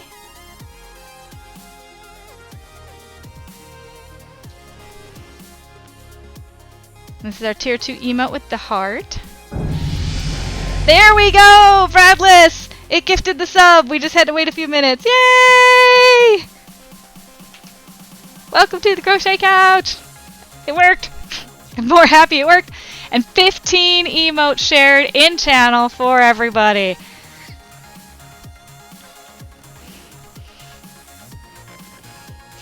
Yeah, so kitten's super cute, and this is a clear one, so you'd want to put this on a light colored something or other. So this is our what I call the chatty catty. Our chatty catty. This is Kitty playing with yarn. And the main kitty that I use for like my pictures and stuff on social media nowadays. Main cat. Excited to be playing with yarn! So this is the sticker pack. I think 6 of them in here? 5. 5? How many is that? That's 5.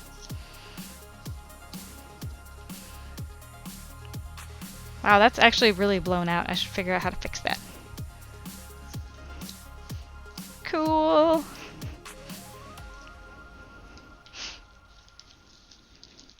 So yes, exclamation ticket gets you first one for free. If you want to check your points, exclamation points, it kind of makes it simple. So sticker pack is what's next. Woohoo! Ticket 10! Ooh, tickets. Yes, and then after this is the crocheted heart. So we got here 15. Yay! I'm glad it gifted it while we were still alive instead of like you can buy subs while the streamer's offline, but I don't know if you can gift subs while the streamer is offline. Yeah, cat butt emote! I know! I love it. Love it so much. Alright, so my other goal today, and we're leaving these open for 15 minutes, so we have 12 minutes left on the clock there. Someone was telling me that like butt emotes used to be banned on Twitch, but then they got unbanned, like they were against TOS, and like their TOS is written in such a way that it doesn't actually address or give examples. So I was like, well, mine's a cat. Is that a problem? I want it to focus on the blanket, not on my head. Alright. So yeah, but the person who was telling me that like butt emotes were against TOS couldn't answer if cat butt emotes. They were okay, then not, then okay again. Alright, yeah. Because I'm like, I know quite a few people, Fierce Kittens, Glitch Butt, who have butt emotes that are so in love with them. Like, they're a big part of their channel. You think human ones are still technically not encouraged? Yeah. Which is crazy, because, like, yeah, I don't know. Anyway, cat butt. Enjoy! Enjoy the cat butt!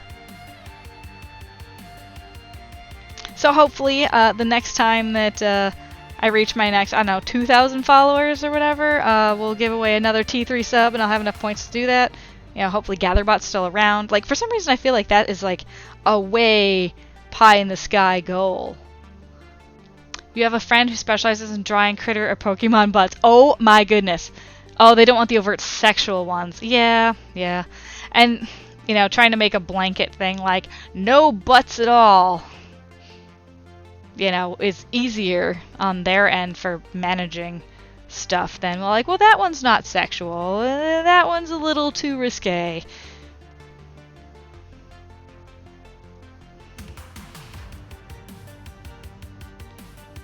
Oh my god, still trying to picture Pokemon butts. I'm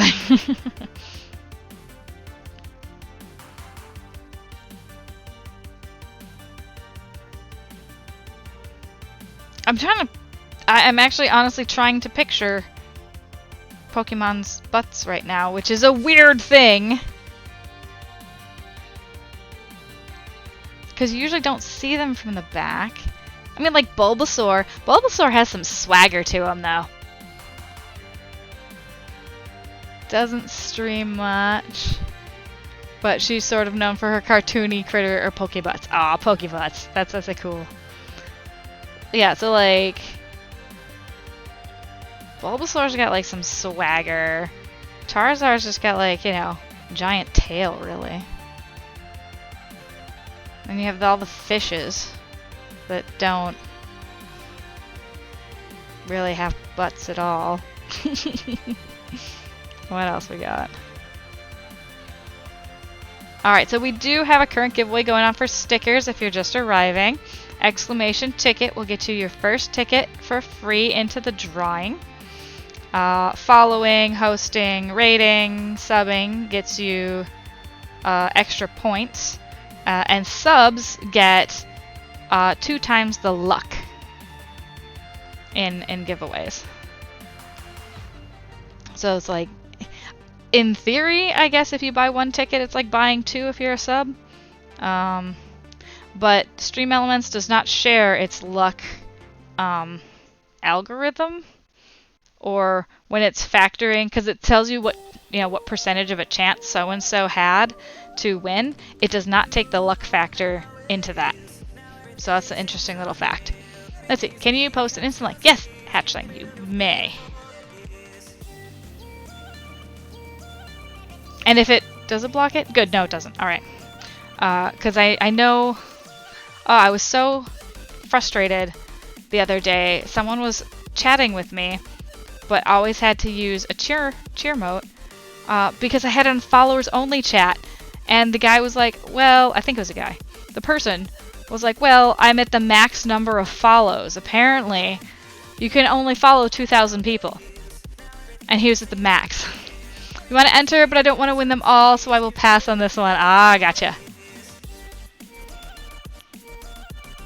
So currently, Sweet Vanilla is the only person with tickets into this giveaway. They're the only one who's interested in stickers.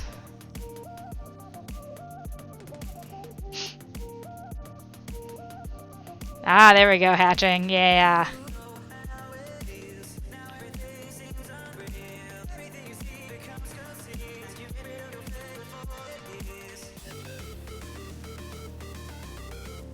Let's see, so we're at the 8-minute mark. So there's about 7 more minutes. So if people are just joining us, we do have a current giveaway running.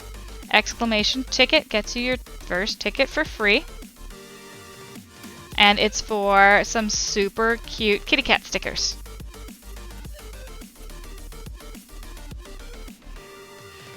Hey Chameleon! Glad you are back! The second giveaway is running for the stickers. And Vratilus won the tier 3 sub. And Jingles is home. Jingles, who did not have to do 3 hours of overtime. Yay. Just 2. Just 2.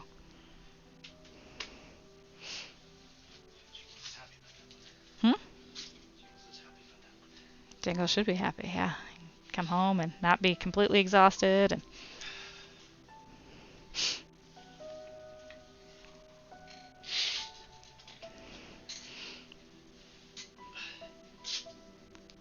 And I have enough people in chat to give away the tier 3 sub today. And I'm so glad that they are happy with the emotes.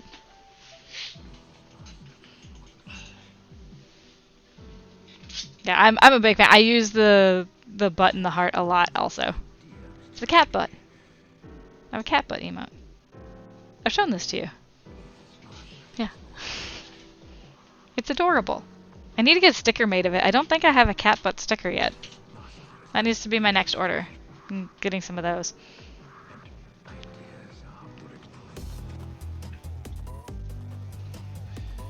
Okay, so what's kind of crazy, guys, is like I've just sort of let my fingers keep going. Like I haven't been counting.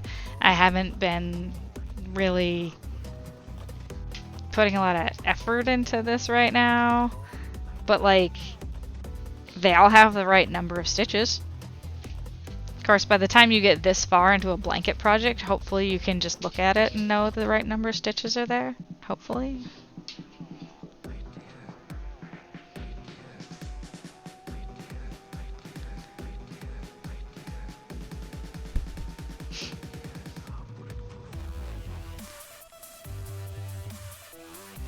Oops, that splitty yarn is splitty.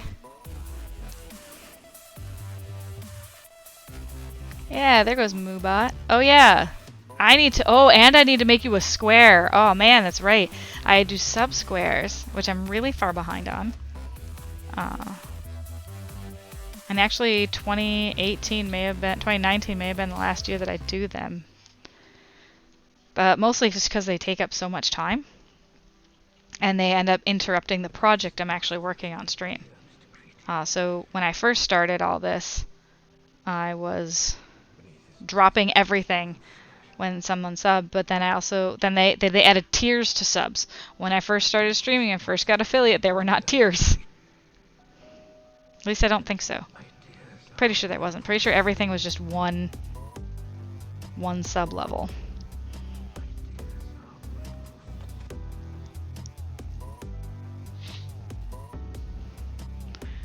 And then I had to create different sizes for the tiers. And for me to make a 12-inch square now, which is the size that you'll be getting, it takes longer than one stream. So I need to. Again, that's another thing that's on in my crochet queue.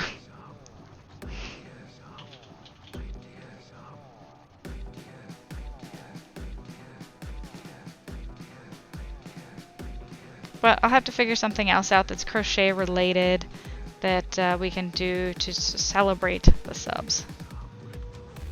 visually celebrate. What we're talking about was working on the blanket again. When people sub to the channel, I make a sub square for them, and then I will connect them all and make them into a blanket. And I was saying that for the tier 3 level, it's a 12-inch square. For the tier 1 level, it's a 3-inch square. And it has to be 12 because of just the way math works.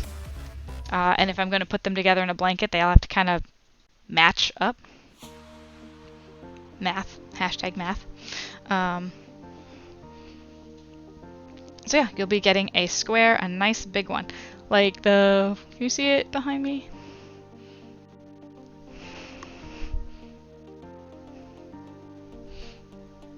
Oh, it's above the picture. It's above the elephant picture.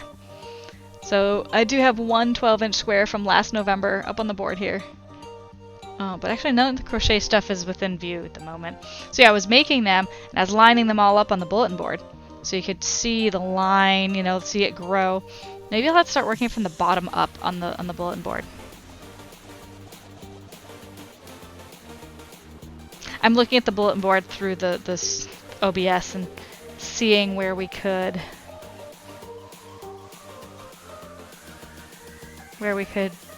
see them. I may just have to put like a piece of string across the board and be like, this is the view line and nothing goes above this. I can't really put the bulletin board any lower because then it would be under the couch. I still need to find a golden yarn, so the people who gift subs get golden yarn. And so I'll probably... I'm not going to put GatherBot's name on it, I'll put my name on it in gold.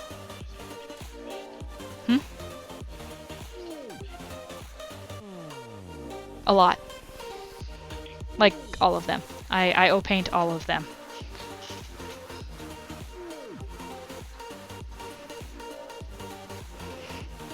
Depends on the style of square you're wanting. In the blanket, you could do a C to C square, might be easier. Ooh, that's a good call.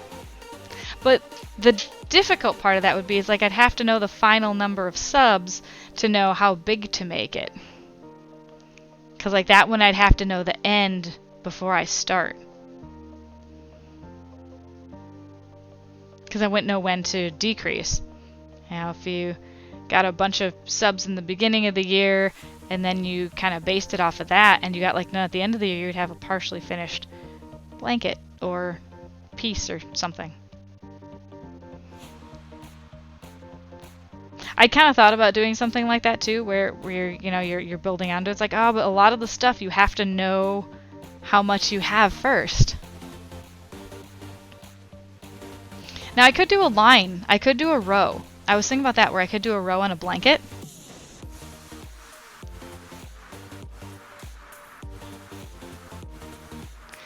Then I have to decide on like a stitch. I could give people a choice of a stitch per row and like what stitch they'd want me to do it in, and be like single crochet, double crochet, granny stripe. What else is there? I wouldn't want to offer treble because that would be bad. That would be too stretchy. It'd be too big of holes.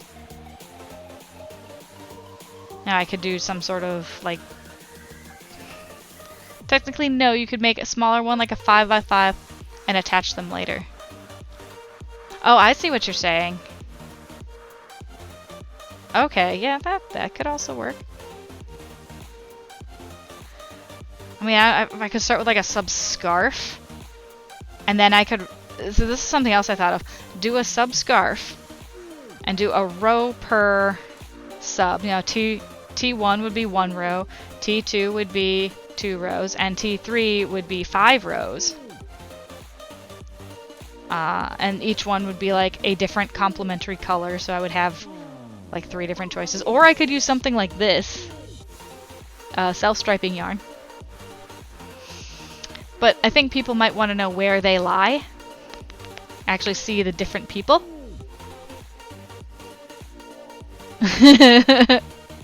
Oh my god, spelling! Just throwing the idea out there. It's definitely not a bad idea. Because like, oops, that's too many. That sounds like it would be 25 squares. But I haven't mathed out corner to corner, so that might not actually be 5 squares. Or 25 squares.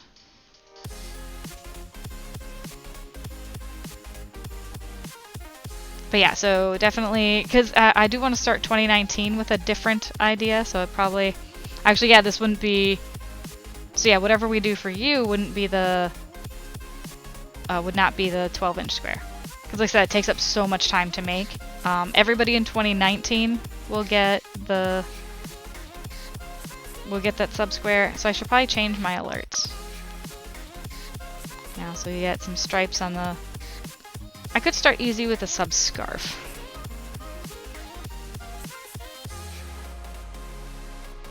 I could try and do like a basket weave or something.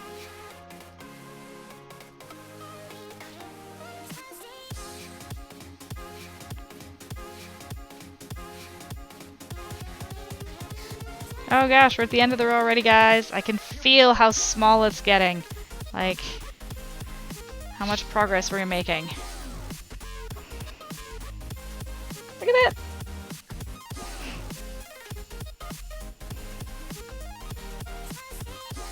that! So I'm definitely noticing the faster rows here. It's encouraging. Oh, let's see. It's been 20 minutes.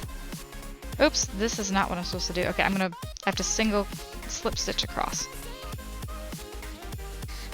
Alright, so last chance to enter exclamation ticket. Your first one's free for a sticker pack giveaway. 1, 2, 3. And we'll make this first double crochet here. And we'll draw the next winner!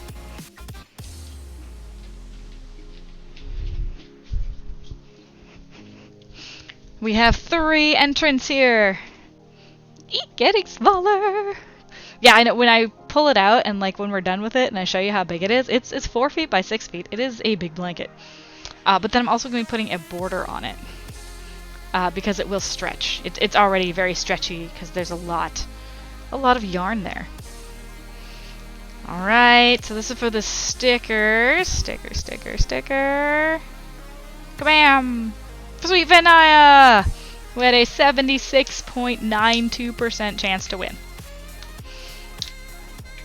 Yay! So I'll be sending you that. I don't know if you won anything from me before, so send me your name. I feel like you have? Question mark?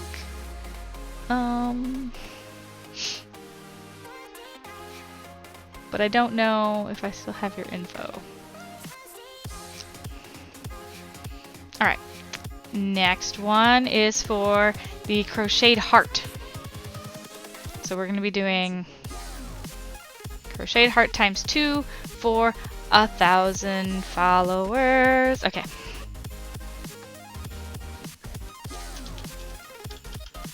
Follower reward. So we did another crocheted heart giveaway the other day, and that was for the St. Jude goal.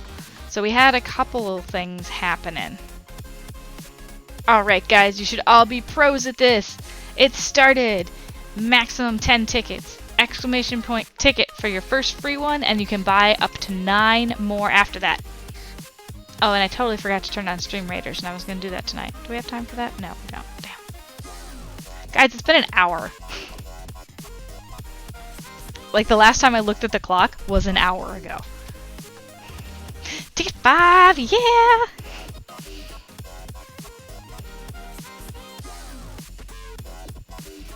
Alright, let's see. See how far I can get in 15 minutes. Speed crochet, which I crochet in a way that is not conducive to speed crocheting. So, not really a great idea.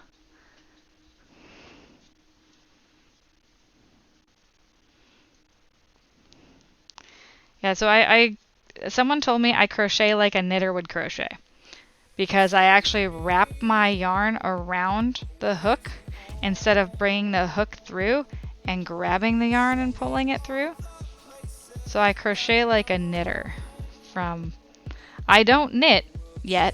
I've been trying to, so like I should be grabbing this, putting it through, grabbing it on this side, twisting, pulling it through, grabbing, pull through, grabbing.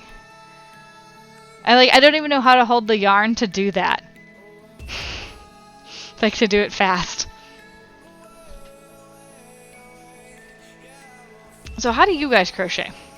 Like, do you do the you stick it through and grab so it's like super fast? Or do you possibly do it like I do? Because I kind of end up going in a circle. My left hand is sort of constantly going in a circle, putting the yarn on top of the hook. Circle, circle, circle, circle, circle. That's just kind of what it is. Let's see. Actually, Vinaya, do you crochet or knit? I don't remember. I know Paint knits a little bit.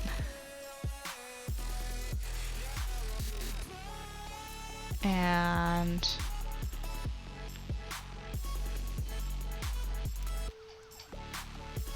Chameleon obviously crochets. Bradless crochets.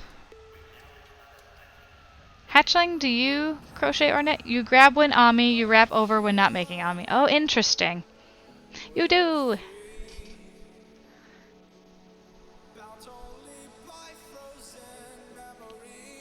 You never really thought of it. Well, because I was watching... Well, first of all, I was taught one stitch. I was taught a single crochet stitch. And, like, I took off from there.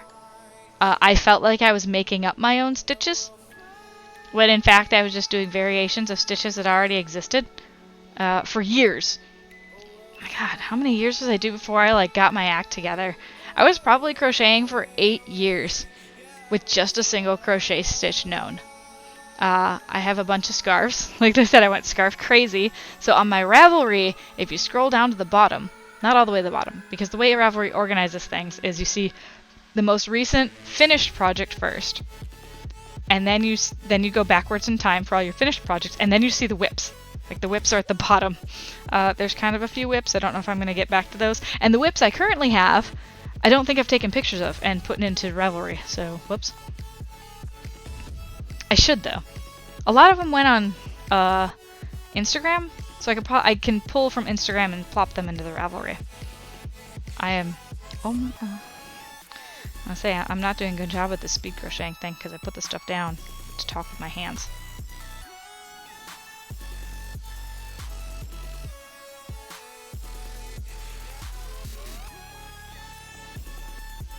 And okay, we're gonna just pull that out because that was a whole mess.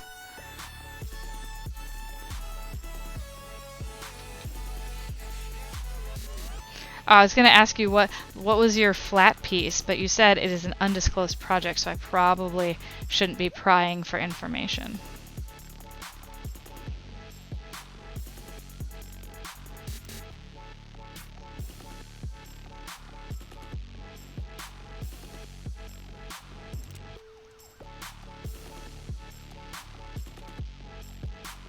Also, hashtag not sponsored, getting this spindle, which I got on Etsy, like I would have to actually open up my Etsy order, find out who made it, has been one of the most probably productive things I've purchased. So, no fools. Oh, wait. Looks like the new stuff will start launching April 1st. No fools. Ha ha ha ha ha. But yeah, so if I've caked yarn, I put it on the spindle, and I could pull from the inside or the outside. It's easier to pull from the outside, and it just rolls. I don't have to worry about it tumbling all over the place. I don't have to worry about it getting tangled. It's just, It is one of the, like, I don't know, words, I can't even describe it, how, just, it makes everything so much simpler. I mean, I could do center pull from this, and that wouldn't be a problem. I could probably center pull while it's on the spindle. That might be just a little awkward. So, if you're just joining us, we currently have a giveaway running for a crocheted heart, and you get to choose the color. So I was hoping to do these crocheted hearts earlier so you guys would have them in time for Valentine's Day. I'm very sorry that did not happen. Because even if I like finish them tonight and put them in the post office tomorrow, they probably won't get to you on time. And I can't usually make it to the post office until Saturdays anyway. Well, actually, I could make it to the post office tomorrow. The next question is, can I make the hearts in time, though? So, exclamation ticket will get you entered into the giveaway. Your first ticket is free, and you can buy more if you choose with points. You get points by following, hosting, rating, etc. Subbing.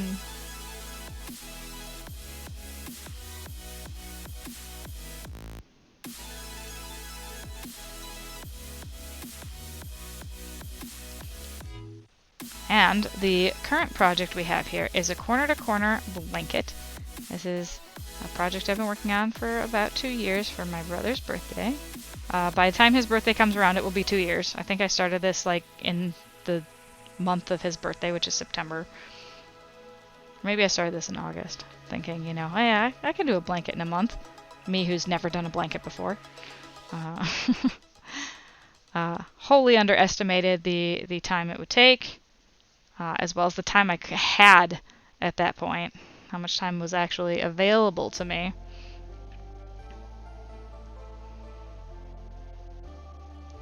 You know what I miss? I miss Hydration Bot. I mean, I should remember to drink water on my own. And I should have, you know, while talking about water earlier, I should have got up, got a glass of water, instead of continuing to drink the soda. Well, as I'm going to take a drink of soda.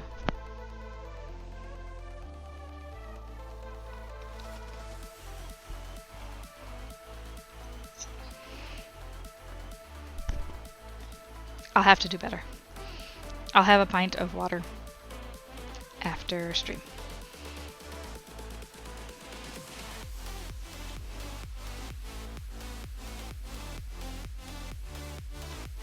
What are the mystery flavors from St. Jude? What are we talking about? I can do my blankets in a month. Being a stay-at-home mom with 2 kids in school, I have a lot of free time. That's awesome. Productive free time. Mystery flavors? Did I... You had sodas. Oh! Oh, those. Yeah, you know, you're actually the only person to ask about that after the stream ended. Alright, so... The 3 flavors. The one that I thought wasn't so bad, because I got myself 2 icky flavors, and 1... No, icky, not cookie. Whatever. The 2... The 1 and then 1 okay flavor. So the okay flavor was banana nut. Banana soda sounds kind of strange, so it was a little... I wanted something, you know, off. But still not horrible. I felt like the banana nut would have been alright. The 2 icky flavors. The first one... Because banana. See, oh, that sounds horrible to you. The first icky flavor was banana. Or, not banana. Bacon.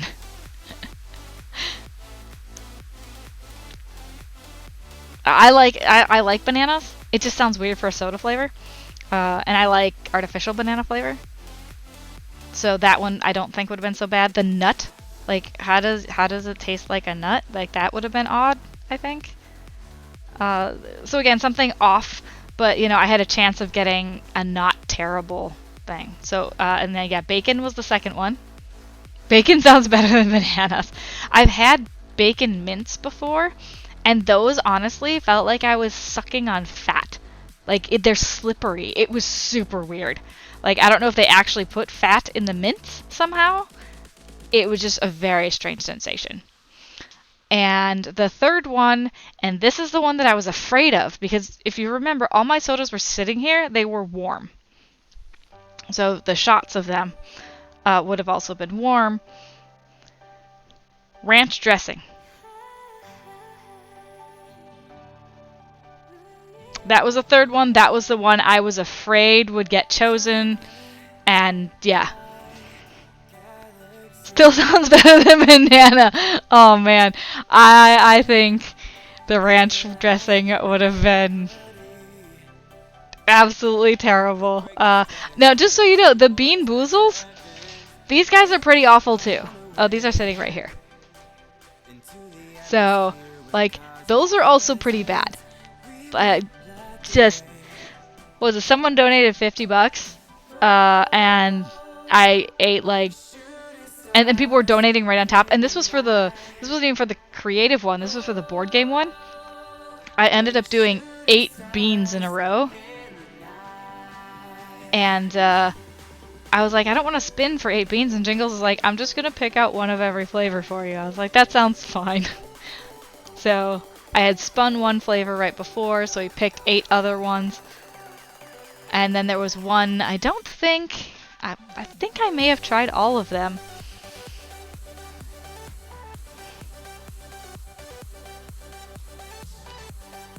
No, I think the one I haven't had is rotten egg or buttered popcorn. Everything else I tried at least once, but the buttered popcorn rotten egg one, I don't remember ever trying that one. They are really bad. Like, when you get the bad ones, they're so bad. So bad. But the only one I was like, okay, even if it's the bad one, it's fine, is the toothpaste. Because it's what? Berry blue or toothpaste. I'm like, after some of the others, you're like, you know what? A mouthful of mint is not terrible. Not terrible.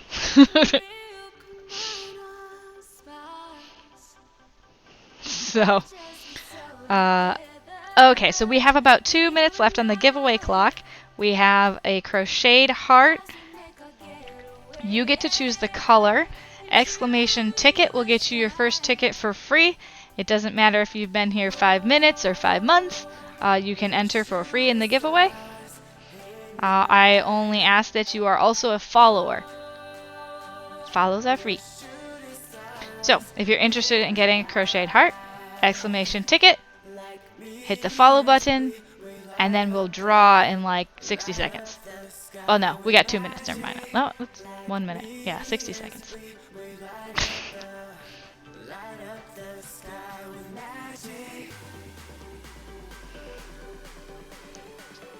However, I was thinking about keeping up like a goal the whole time. Like, you know what? If people want to donate to me and make me, $10 to me and I eat a bean boozle, I'll do that all year round. I'll do that all the time. Also the cupcake thing, like $100 if someone wants to see a cupcake get smashed in my face, go ahead, donate to my thing, donate to me. Because some days I think people just want to see the world burn. $10 to eat, make some rando eat a bean boozle and watch them, possibly get sick, might be worth it.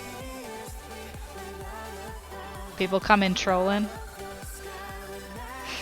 You have a year-long St. Jude outside your prize season this year, and every 100 you do give away a chameleon. Oh, that's cool! Yeah, I might end up splitting my St. Jude time in May, this May. Because there's another charity that I'll probably end up working with. So, Stack Up, if you guys aren't familiar with Stack Up, it's a charity that provides games as well as mental health services to veterans who are coming back from being overseas. So they'll create care packages with games and send them overseas.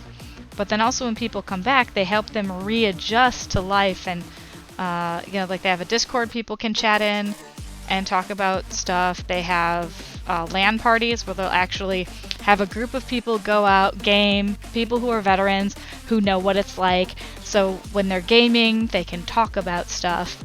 And the game's kind of a distraction after a while, so you can open up after a bit and talk, with people who have similar experiences. So the founder of StackUp is actually also the co-founder of Twitch LA.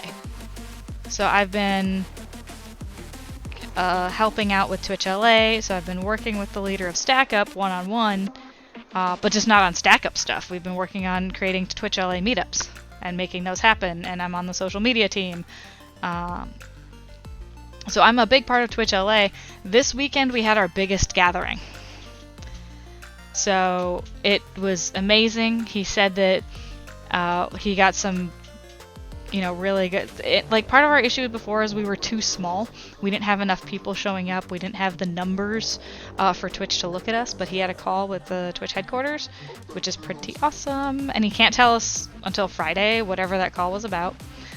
So he's doing stuff for Twitch LA. He's doing stuff for StackUp, and I want to help him.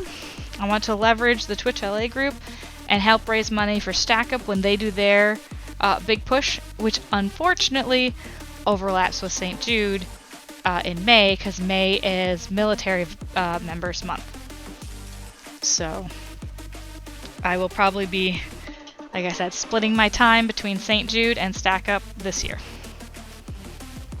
I'm not quite sure how that's all going to work, like how well it's going to work. I don't want to confuse people.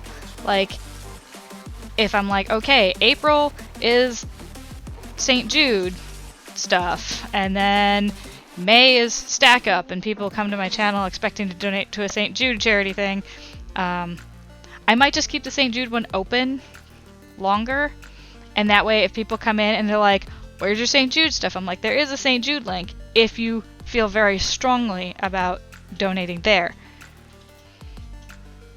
Nothing wrong with that. And I don't see, here's the thing, I don't know if you can have multiple Tiltify things.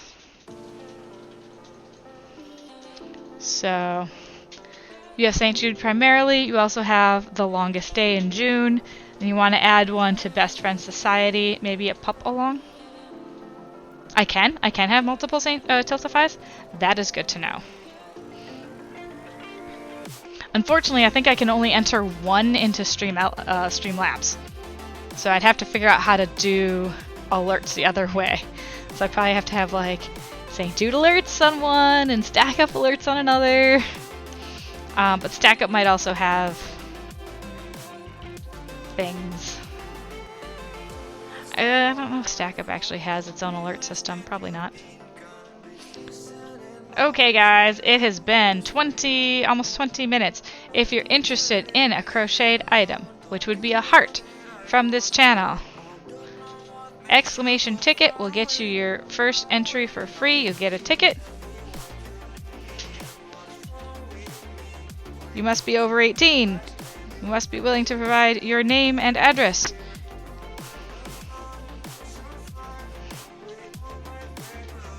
And you must be a follower. I don't know if I said that. Alright. And you have had more than one open link-wise. Okay. And we're gonna go 3, 2, 1. Close. Clicky clicky. And time to draw. It's Hatchling Michaela! What color would you like your heart to be?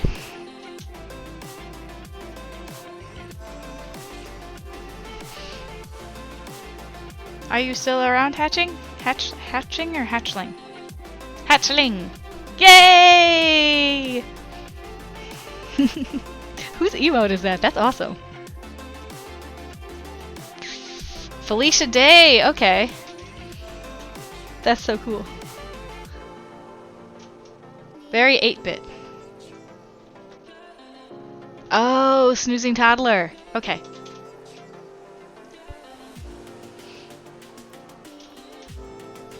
What color would you like?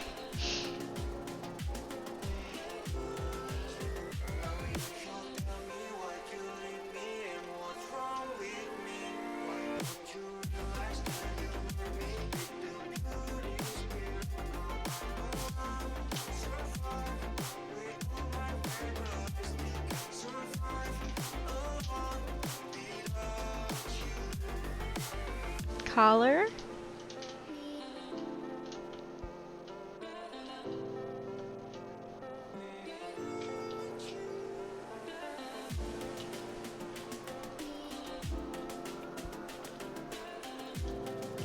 Red, silver gray, and black are your favorites, so whichever of those is simplest.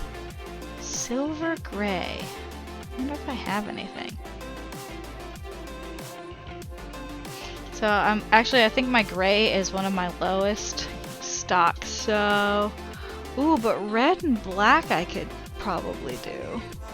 I've been trying to plan this red-black scarf because I have this like really cool yarn. Let's see if I can find the yarn. And I've sort of planned out the pattern already. Let's see if I can. I may have set that yarn aside. Well, I have like a maroon. I don't remember what I started this for. I think I just wanted to crochet. So this is all single crochet. So it's like a dark maroon. Could use that. It's a little thin. So yeah, I still need to find a pattern. And the other person, red. Let's see. Oh, and I have sparkly. A sparkly red. This is a Vanna's choice. There we go. That's about true to color.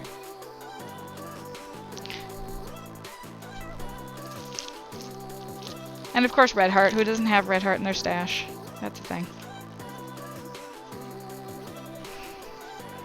I have Charisma, which is really thick yarn. I also have some maroons. Oh, no, there we go. There's the... So this yarn is what I want to make a scarf out of. And I don't have enough to make a whole scarf out of this, which is why I want to weave it, because then I can kind of mix some other colors in. But look at this. Like, it looks like freaking bloody... It's... What is the brand is this? Oh, it's Loops and Threads. So... And I got it on clearance. Like, look at that clearance price. Bam! $1.49. But it's just... It's so neat. It's different thicknesses. It's got, like... red, black on the white. Like, yeah. It's kind of dark. But I think it's awesome. Any red you have this knot wool. Okay, cool. So, unfortunately, I think that maroon does have wool in it. I think that's a wool blend. Sateen Sport. Oh, no, it's 100% acrylic. Sweet. Yes, the knot wool is important. Let me actually write that down, because that is important, capital I.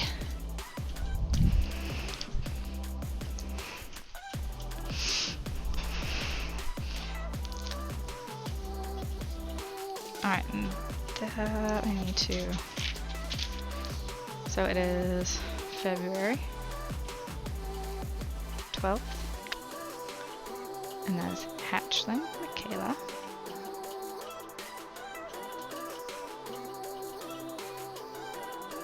Oh, and so please also remember to, it's best if you send me a Discord message. If you are in Discord, on Discord. Red no wool. Heart. Red. No wool. I feel like that's, like a tea order. Tea, Earl Grey, hot. Heart, red, no wool. Yes, so, message me, name, address, and I can get that out to you soon. Friday will probably be crocheting the Hearts Day, which would be appropriate. And then hopefully I can mail them out Saturday morning. So you get them close to the holiday. Will do. Excellente. Alright. So I'm gonna keep going. 2 and 3. So glad you guys all stopped by. I hope you all enjoyed the giveaways. And they were well spread out too. Like, you know, you get rewarded for being active in chat, essentially.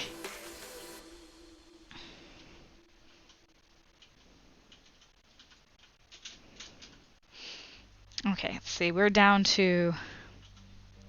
I'm counting the spaces. 1, 2, 3, 4, 5, 6, 7, 8, 9. 9 squares per row on this row. And then it'll go down to 7, 5. Man.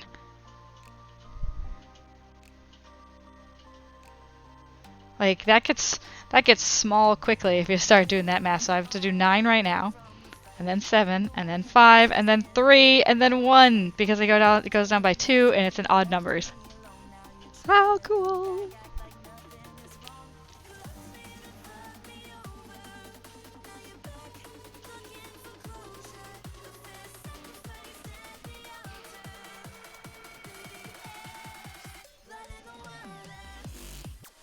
Let's see, so the Lion brand, so the mandala yarn does not have any acrylic in it. Or it's 100% acrylic, it doesn't have any wool in it. There are some blends, like the next blanket I'll be making is for my sister. Who's that? Joe Dexter! Welcome to the channel! You always did want to learn this. Knitting is one of your hobbies. Oh, nice! Yeah, I'm currently crocheting. I mean, I'll try knitting someday. Yeah, so I'm doing what's called a corner-to-corner blanket. Hope you get your blanket done soon. You're off to bed. Good night, Brattless. Congratulations. So how was your stream, Joe? I was only able to stop in like right before I started my stream. And I didn't want to be like, yeah, okay, I'm going to go stream now, bye. Because that's like kind of, I don't know, a little rude since it's also the first time I've ever been in your stream. So, sorry, I just kind of dipped out.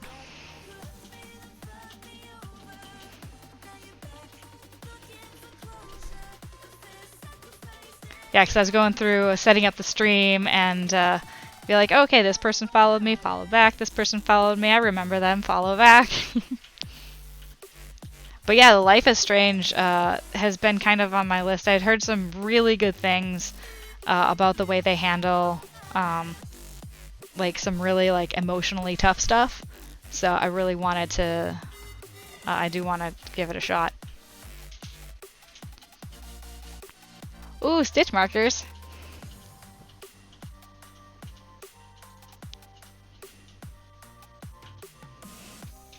Amazing game, such a story. Awesome. So what's the other game I just started? So I started playing Witcher 1. It did not age well. Not only did I get a weird glitch with my game that apparently some people who get the new version get this particular bug, but like they're not at all interested in fixing stuff for Witcher 1. But I apparently spec'd wrong when, you know, throughout my first play of it, and I am not able to beat... Hello, hello! Yeah! Little bitties, thank you so much, Joe. Yeah, so I'm not even able to beat the first, like, it's like a ghost dog, just because of the way I spec'd.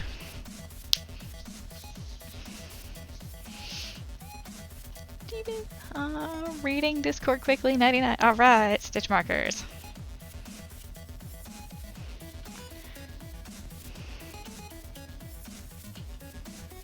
So Witcher 1... I was trying to think about... The reason I brought that up, because I was thinking of story modes, games that are stories, so like single player stuff. Started playing Witcher. Can't get past that first dog. So what I'm probably going to do is find a YouTube playthrough that somebody else did, and go ahead and just watch that. You know, watch somebody else stream it. But then jump into Witcher 2. And from what it sounds like is that you can play the games separately, but it's better to have the whole story. Oh, Code Vein, that's the other game. I'm like, I know I started another single player game, so I started Code Vein. That also might be too difficult for me to pass. Like, I'm starting to realize I might be really bad at games. I enjoy games, but I might be really bad at them. I have the opportunity to, in this particular game, you know, like get a new character, delete the character, start a new character over and over again, and I don't level nearly as fast as everybody else does. So I'm like, Am I doing this right? I'm probably not doing this right. So gaming, not great at it, but I find it fun, so I continue to do it. Like Skyrim right now. I started a new game like 3 days ago, because it's been a long time since I played Skyrim. And I'm like, I want my dang house. I want a place to put my stuff. I'm like, yeah, you want me to go kill a dragon? Can you give me a place to drop all my gear before I kill your dragon? Irileth. Being all high and mighty. I'm like, I have Lydia now. Cool. I have a house, Carl. But I have no house for her to, like, be in. Also, this time, she's just gonna stay in the house. I'm not gonna take her out on adventures, because she's too... I wonder if I give her a bow and arrow, if I take her equipment, if she'll... Oh, maybe I should do that. And Chameleon is heading out. Thank you, thank you. But what I'm gonna do, I'm gonna stay streaming until I finish the blanket. Like, I'm so freaking close that, like, there's no reason I shouldn't finish it. So we're gonna stream until it's done. That's just how it's gonna go. Usually I would have ended stream about half an hour ago. But yeah, we had the giveaways, and we got this blanket to get done. Get it done. Get her done. Although the blanket's for my brother, so that's weird to gender it.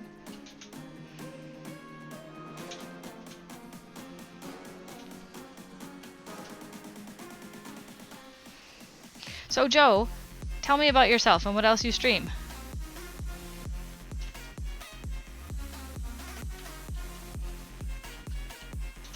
Like, how long have you been in LA? You could be a native for all I know, because not many people I've met are actually from LA.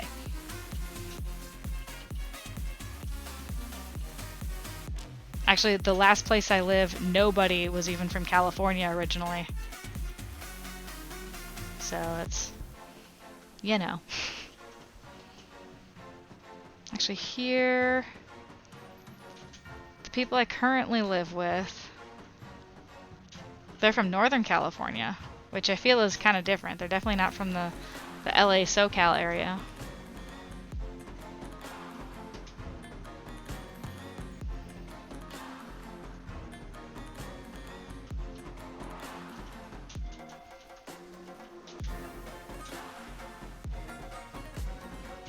Let's see, what else?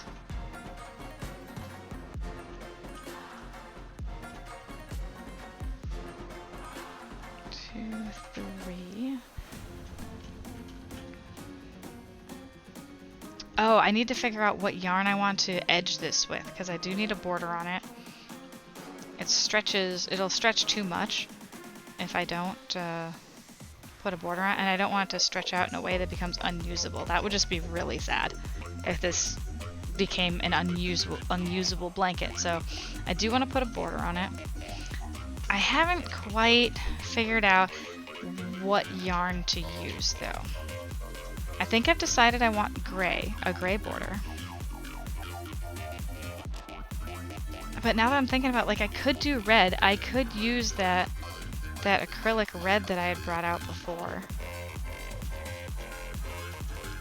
But that's not a very big skein, and I don't know where I could get more of it if I needed more of it. And I have 2 skeins of it, but I still don't know if 2 skeins would be enough to go around. And I was thinking about just doing a simple single crochet border. Maybe 2 rows of it. 2 rows of single crochet. It's enough to give it some structure and prevent it from stretching out in all directions. So I could go red. Red is starting to appeal to me more and more the more I think about it. Yeah, because I was set on gray, but then I realized I don't have much gray. But the gray I do have, I don't know if it's enough for one project, so maybe I should just use it for a border. But the red might make it more interesting. I'll have to pull out some shades of red and compare the colors. But I will consider myself done. Flip. Time to flip. When I finish up this corner. It's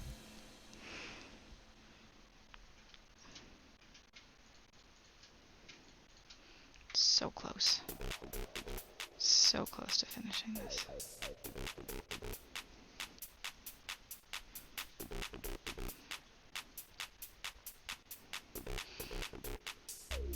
So what else do people craft in here? Like, I'm pretty sure there's quite a few new faces. If any of you guys are crafters, I know most of you came from Chameleon's channel. What else do you guys make? Or if there's any other hobbies that you have, any other maker types, like it doesn't necessarily have to be fiber arts. You could code, you could do woodworking. You know, people make fun of it, but honestly, underwater basket weaving sounds amazing, and that would be kind of awesome to learn. It would be like weaving, but with wood. Like that's, to me, that's awesome.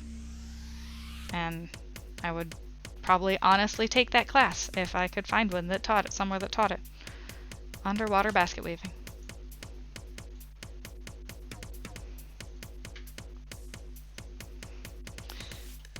So we are very close to finishing this blanket. I think I have a total of 1 plus 3 is 4, plus 5 is 9, 5, 7, it's 12, 12 squares left. 1, 2, 3, 4, 5, 6, possibly 12 squares left. So this is doing quite well.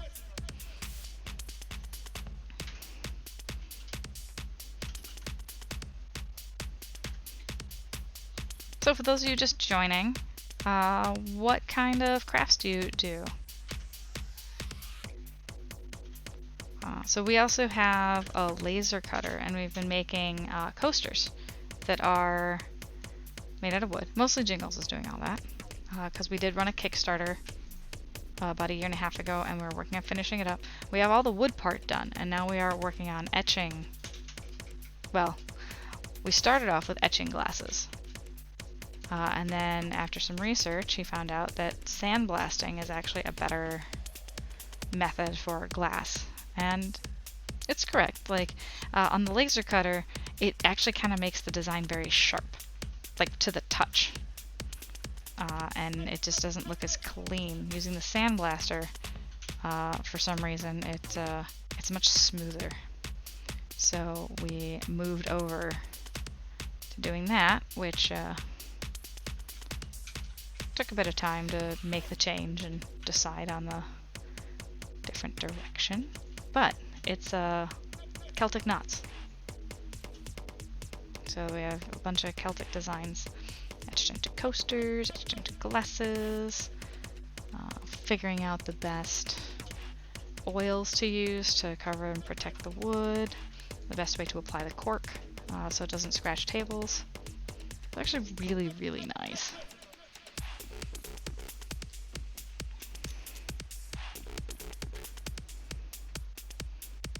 And one of the other things we were talking about doing is some paper craft with that. I would like to do some paper craft in there. We've already found out that we could use not manila envelopes, like the file folders that you get. Those make really good prototyping, really good and relatively inexpensive materials to prototype designs. Much better than buying cardstock. You don't want stuff to be too thin, otherwise it'll just catch on fire. And that's bad.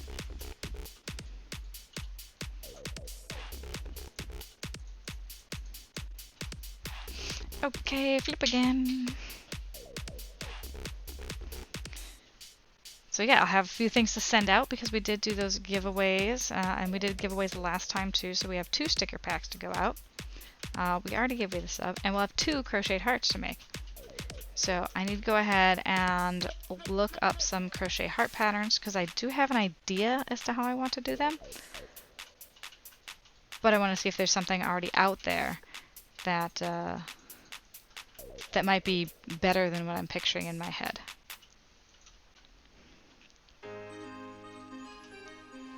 So we're almost done with this blanket. It is a corner-to-corner crochet blanket. I'm using Lion Brand Mandala size 3 yarn. The colorway is Centaur. I think I've used... You know, I looked it up a while back, but I don't think I wrote it down. Oh wait, no I did. I did some... Uh-oh. I did some like napkin math, and I think I may have thrown away the napkin I did the math on. Where did I write that? Because I didn't have any of my notebooks with me. It may have just been an envelope. I thought it was a... oh no, it was a paste paper that's over on the desk. So... hopefully I still have that, because I figured out how many yards of yarn I need for this project. As you can see, I still have quite a bit of this one left, but not, it still doesn't look full. Like I thought I was going to finish it much sooner than I did. I thought I was like, oh yeah, you know, we'll be in the red. We might even hit a little bit of the tan, which I was not expecting at all. 100% not expecting. Just thought it'd be a little bit of the red, but this whole corner is pretty red. We've got the dark red, and we've already kind of faded into the brighter red.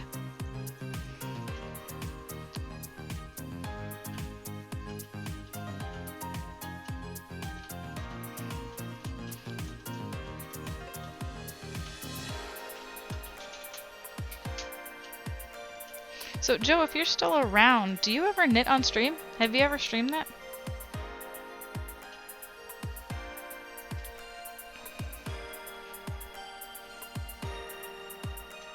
Guys, we're to the point where I'm like flipping in a second. Oh my god, we're so close to being done. Look at this, look at how close this is. Wait, did I just flip it? Uh-oh. Did I?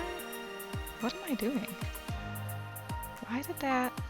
Okay, we're not quite that close then. It's still on this side. Oh man, we're getting to the point where it's hard for me to actually see the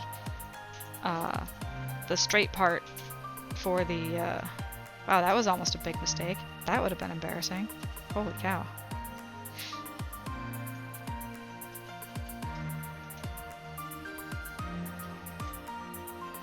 Okay, so we're not on the part where you only have 3 left. That's not where we're at. Okay, just keep that in mind. We are close, but we're not quite that close.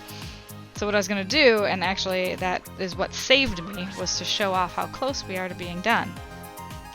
So we're halfway through this row. Not all the way done. Halfway. So we got... Not too far, not too far.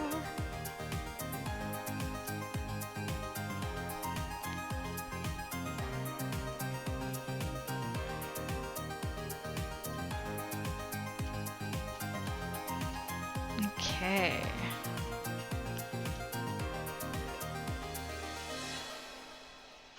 Let's just... We are going to power through this. It's going to be amazing. We're going to finish a thing tonight. Did I actually start with red? I feel like... yeah, I started with red. So we're going to start and end with red. That's how this is going to go. This was the darker red, though. So we're fading into the lighter one.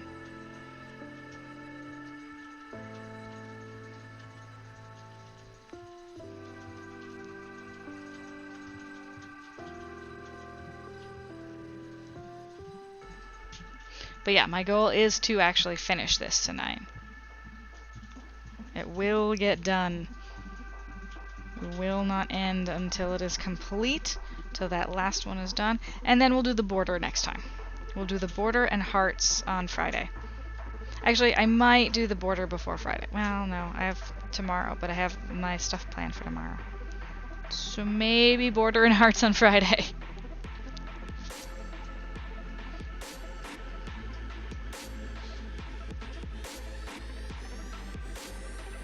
Yeah, so I need to find a big enough pattern for the heart I want to do. I do want to do one that's like about the size of my hand. Just maybe a little smaller, because I want it to be sort of a stress ball thing, something you can hold and play with and fidget with. So just a comfort object. So I want the hearts to just to be something you can hold, chill, you know, maybe throw in your bag to just have around. I don't know.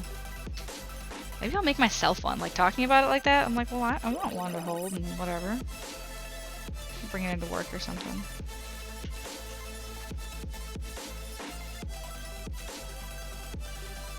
Okay, so we're on our single crochets, starting the next row. Slip stitches, those are not single crochets. This blanket does not have any single crochets in it. It is a corner to corner, which is all double crochets and slip stitches. The only thing that's going to be single crochets is going to be the border. It's going to be 2 rows of single. Like I said, probably in red. Now that I think about it. I don't, as much as I want to like use the yarn and whatever, I don't want the mismatched of color going around it as the border. No, no, no.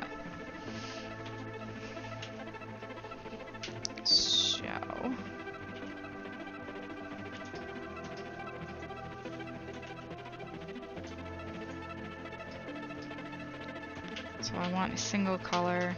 Yeah, I'm probably gonna have to completely, I have 2 bins of red. Well, not quite. I have a bin of red and a bin of pink. Like, I had to separate out my red-ish colorway into reds and pinks, because I had so many in there. I mean, my blues got separated out into darker blues and lighter blues, and the purples got separated out into like straight purples and like mixes, because a lot of purple yarns that I have happen to be like multicolored. So I tried to put, you know, solid purples in one and then the multicolor in the other.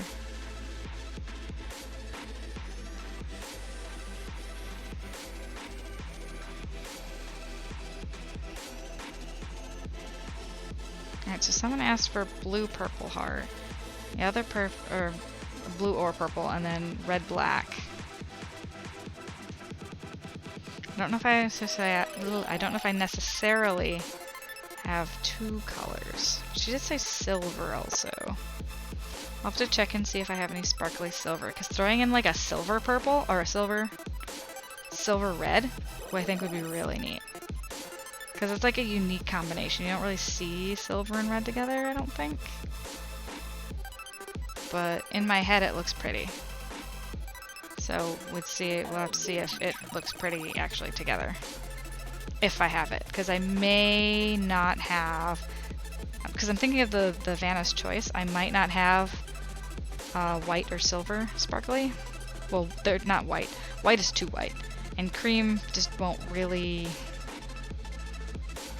it doesn't really fit. So we wouldn't do cream.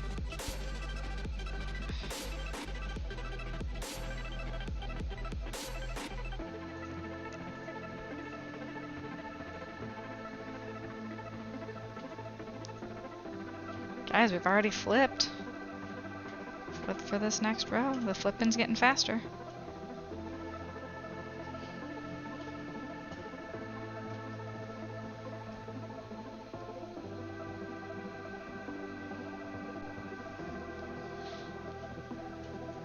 What time is it? It's 10:38.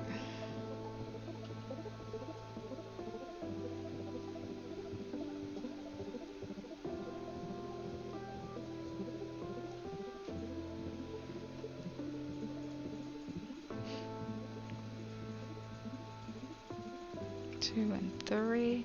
Try and go so fast that my hook is sliding off the stitches. No, no, no. Do not want that. Yeah, I don't think I'm going to go into the tan.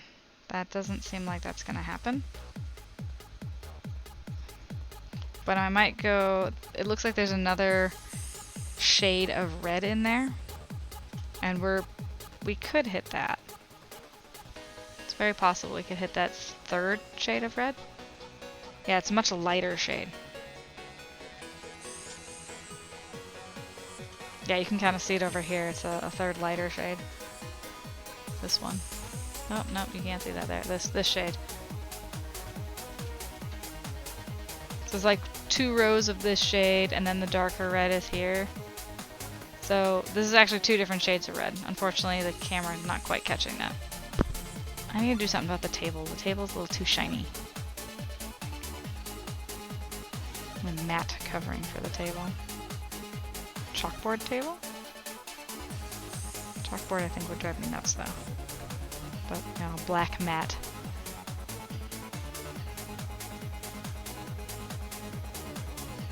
Black matte finish. Be cool.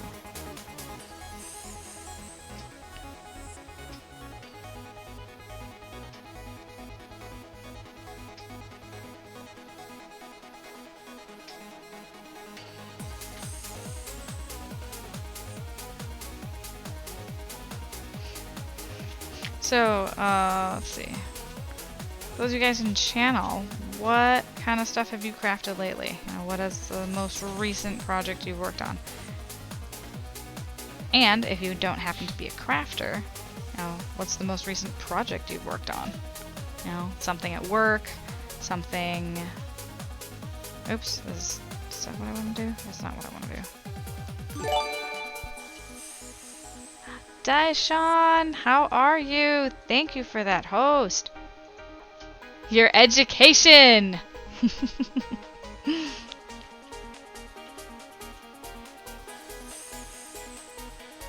What is your background in education and stuff? Flu-ridden? No! I'm gonna get you all the chicken soup. Taking psych. I actually am a psych major. Minor. I did not go for the major. I did not want to take the class where I had to do experiments in mice. Although, looking back, I really should have. I should have double majored instead of double minored. But the past is the past. Yes, I have a minor in psychology.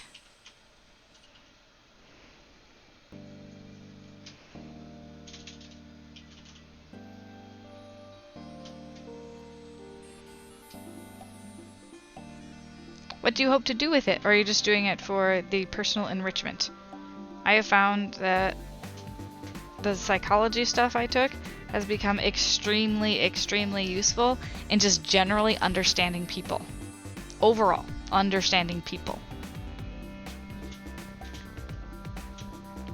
Kind of the whole social psychology of you know, the influence of groups, and then like, because I did my psychology classes from 2001 to 2006, and like watching the whole like group psychology stuff like actually blossom in front of me when social media was also a thing, it was very like, it just eye-opening.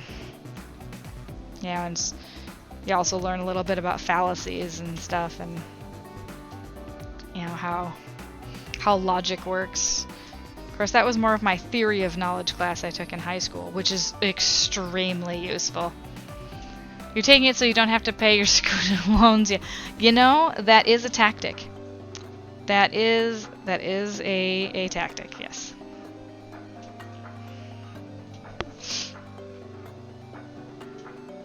There was a gal in my grad school, so she specialized, like I specialized in archives when I went, so I went from majoring in Spanish with a minor in psychology and photography.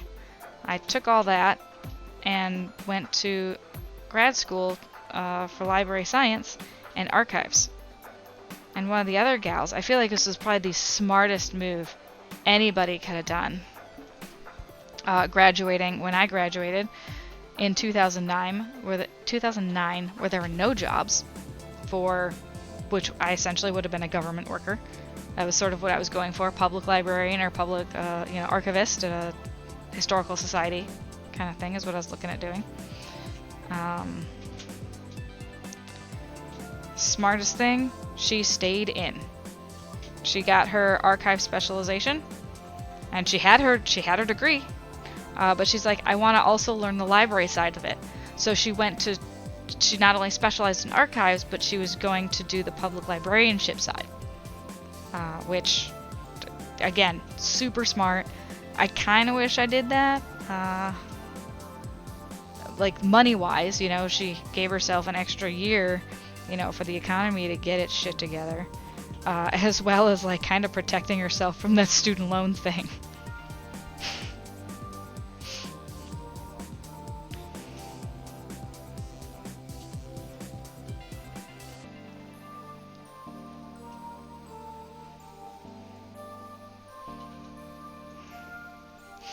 So, I have a question for you, Daishan. What do you want to do with the tavern?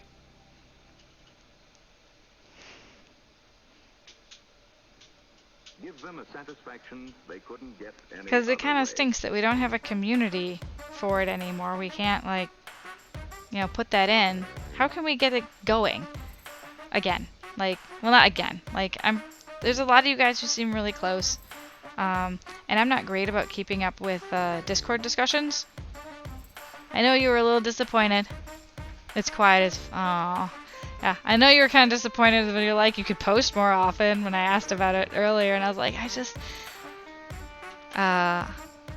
it's just... Not that it's difficult to maintain conversations. Well, I feel like I don't have much in common with people. Like, cause I joined because of Turtle Singer.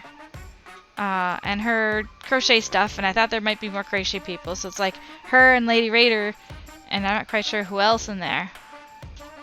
But yeah, I haven't seen Turtle on very much. Oh, Jill's does too, right, yeah, she was modding for me for a while. And then I haven't seen her for like a year now. Jill's. A year? Was it a year already? Has it been a year? I guess, yeah, it's been over a year.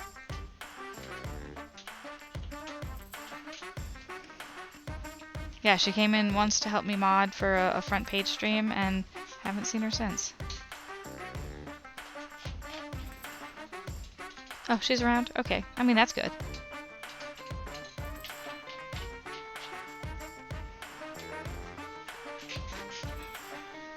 Guys, look at this. I'm so close. So close to being done. Just a few more squares to go. I've been doing this blanket for 2 years. I'm squeeing internally and a little bit externally.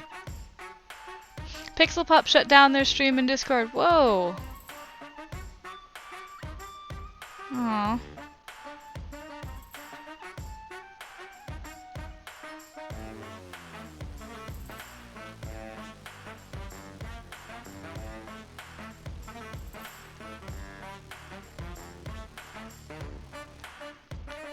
Oh my goodness, oh my goodness.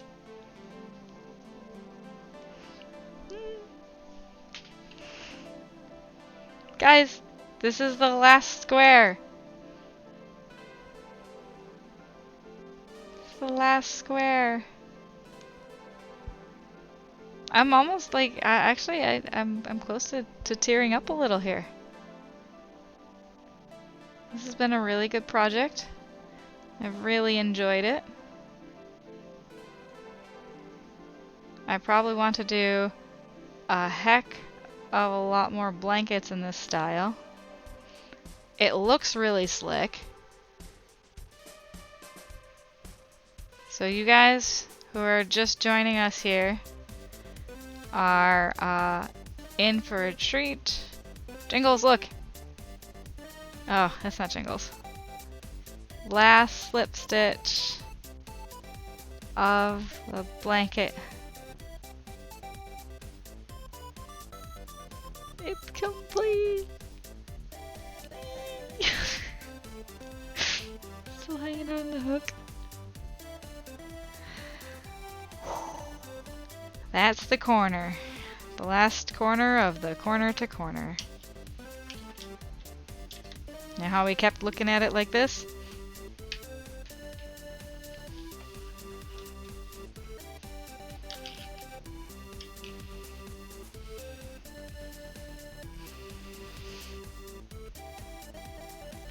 It's a big moment.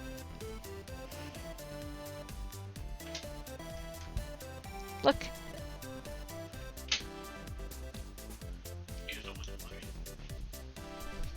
Oh, I didn't even get to tell people about that.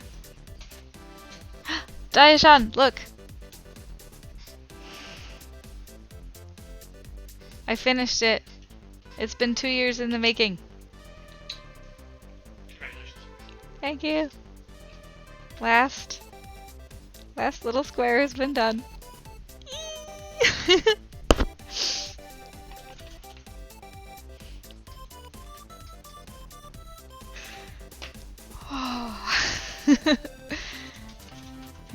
big mood. Big mood here.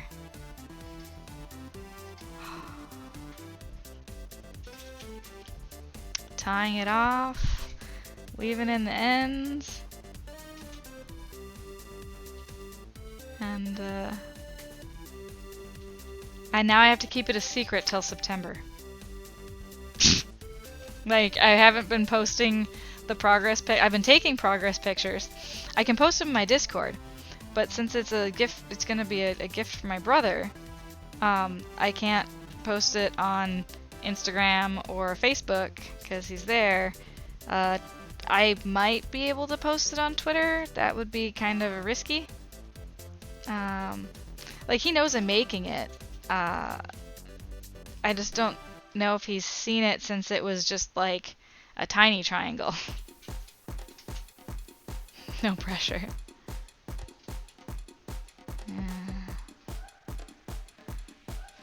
So, no, the no pressure would be like, let's see if I can get my sister's blanket also done between now and Christmas. That's not really, because that one's more complicated. The one I'm doing for my sister is going to be more complicated. Like, that required me to like sketch images out.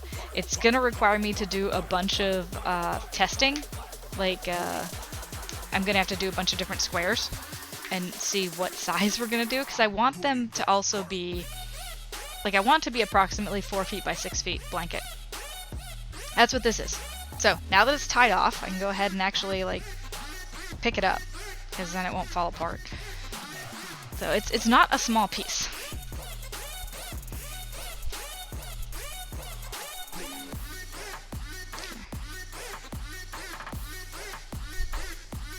Not a small blanket.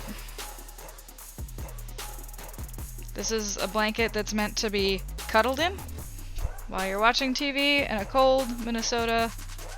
It won't keep you fully warm, but it'll definitely keep your shoulders warm. And because it's 6 feet, the idea is that you can also like put it over you and you'll be covered head to foot. Like, you can actually cover your toes. So that was the idea behind the design of the blanket. So there you go. It's on my back right now and stuck on the chair. So that's what it looks like. Yay. I'm so happy.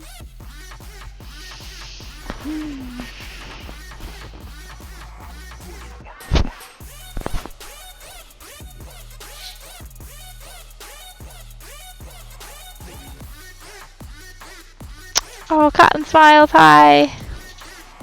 Actually, yeah, it feels thicker than I expected it to. So I was using double crochet, the corner to corner stitch, so the stitches go this way in one direction and this way on the next row. So it looks almost like a basket weave. And with the self-striping stuff, it's a very interesting pattern because it fits very well with the diagonals. Oh my goodness!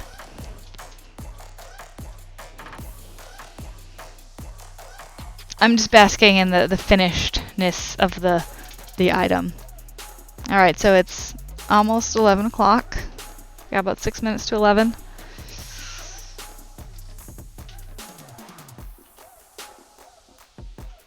Oh, yep, chilling. A little tired here. But yeah, this is a really, really good way to end the evening. I'll go ahead and... Oh, wow. 1 a.m. here, yeah. Okay. So... I mean, I enjoyed the actual process of making this blanket so much. Like, when I do amigurumi, I do not enjoy it. I do have an ami here. Like, the last thing I need to do on this ami is, I just need to put the legs on it. I just don't want to. So here's the Kerbal. Oh wait, no, I also have to make the, words. Helmet. I have to make the helmet. So here's one foot. Did I make 3 feet? I feel like I made 3 feet for this guy. 2 foots? Maybe I didn't make 3 feet for him. Okay. I feel like there was an issue or something. Alright, so... messy yarn, you know, that's a thing. 100% it is a thing. Sweet Vanaya! You came back! We finished it! The blanket is done, Vanaya. My 4 foot by 6 foot blanket. Corner to corner. I have a birthday present for my brother this year. Hooray! Alright. And I'm trying to be, like, very ambitious right now. I want to sew the feet on him. Like, I feel like I made more progress. So, in order to do that, I need to find my needles. My darning needles.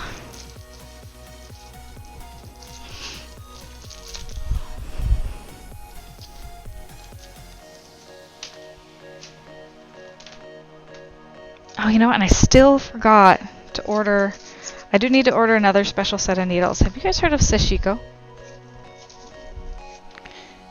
Sashiko is a Japanese style of repairing clothes. And Jingles has some jeans that need to be repaired, and I have some jeans that need to be repaired, so I want to learn this sashiko. Because it also like adds like a cool factor. Like it looks really cool. So I need to... Huh?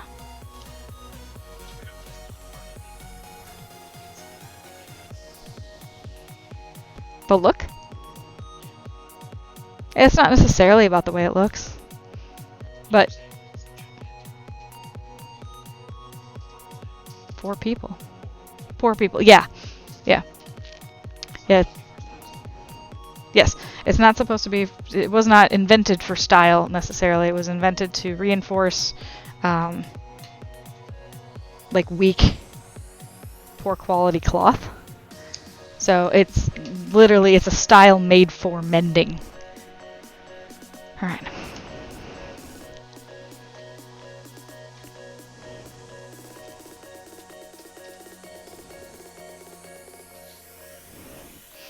Alright, so the feet in the images kind of go off to the sides.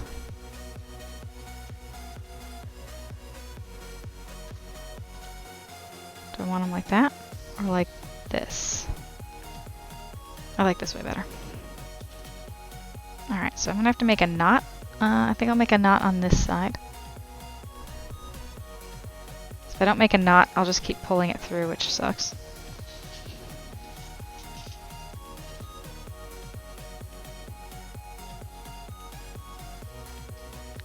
Make it not too long of a tail, not too short of a tail. If I make it too short, the knot can slip out. If I make it too long, it'll be difficult to hide. So...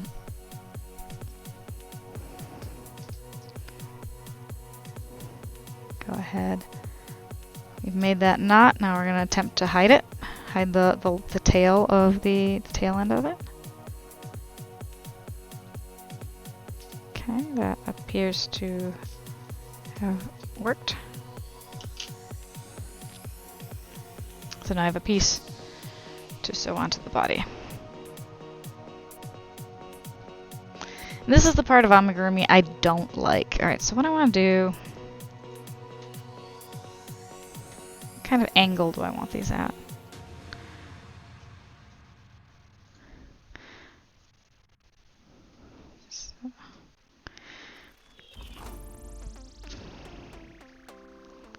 Now, in this case, I'm not super worried about... I mean, yes, I want to attach things securely.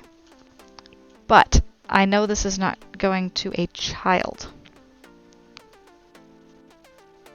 Well, I don't know. Maybe it'll go to child. I should probably be more careful with what I do.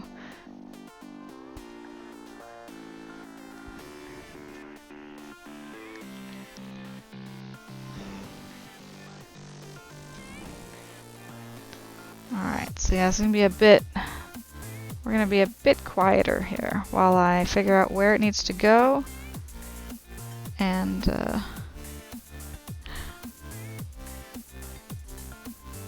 actually make it happen.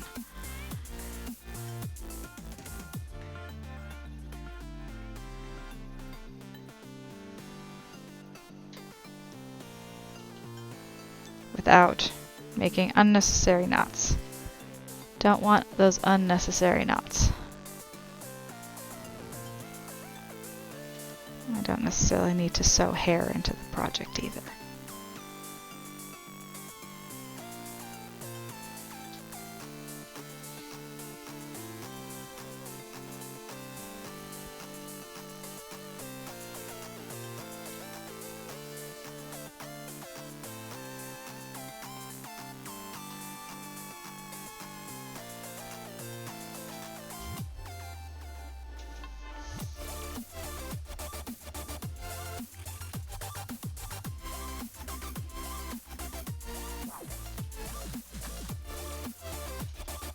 Come on.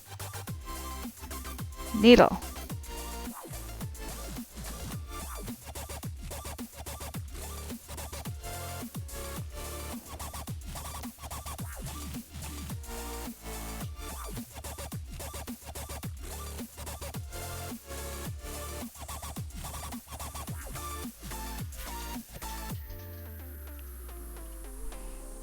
Okay, well, I feel like feels like it's on there pretty well. Pretty tight. Secure. So next I'm going to poke it all the way through because I want to make the ending knot in the back. Don't necessarily want it on the front. Go ahead and make a knot here.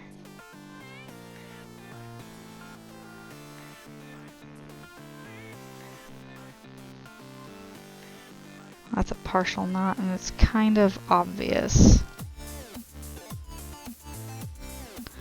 But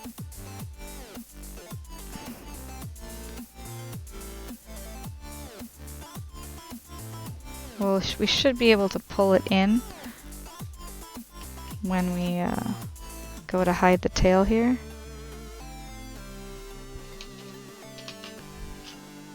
So we got the tail there, and so when I pull this in, the idea is to also pull in that knot. And so just the act of pulling it down into here should is the key word, also kind of drag the knot with it. Alright, so we got foot 1 on. Foot 1 is now attached for our kerbal. Kerbal. So, welcome to the channel, new peoples.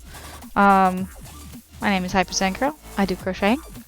And currently we are making a kerbal amigurumi as a reward for reaching our fundraising goal for St. Jude. And this is actually from April. So, a little behind. But we will get it done. Alright, so we're going to go ahead and put a knot on the back of this one. I'm thinking I might want a longer piece of yarn for this. I may regret not making it longer, but we're going to go ahead and give it a try here anyway.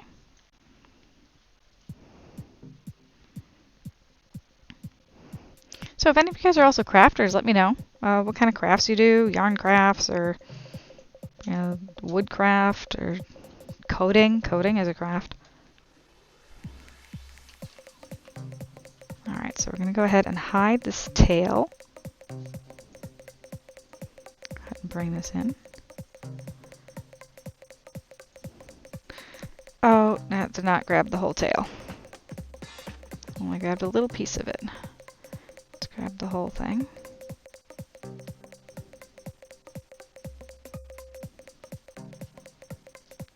There we go. Whole tail's hidden. Now we have a secure way to start. Oops, that's the needle. Start attaching this guy. We'll start from the back this time. The tricky part is to keep them lined up. Because before I could just attach it how I wanted, but now I have something that needs to match it.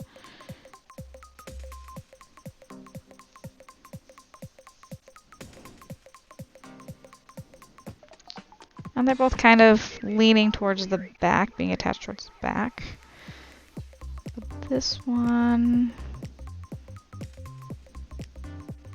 should probably put you about here, though. Don't want to lean too far to the back of the piece.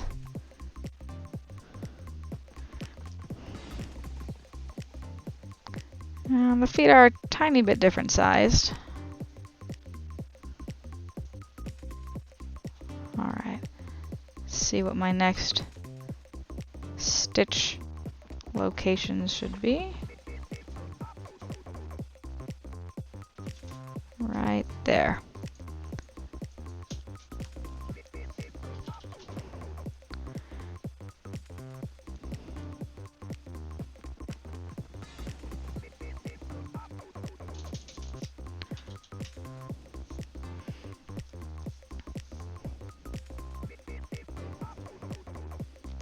Actually, so Friday should really just be, I should start with the hearts on Friday. So we'll have the Kerbal helmet that we want to complete. We'll have the blankets border. And then 2 crocheted hearts. And the hearts should be the ones that take priority because I was intending to do the drawings and get those out for Valentine's Day. But we'll be making them on Valentine's Day.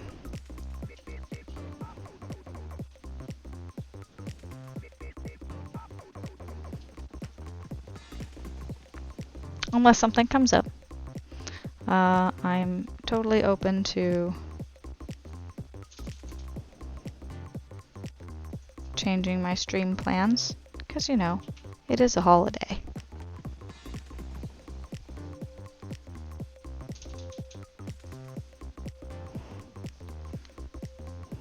Alright, so mostly done here. Actually, I'm going to do one more pass here.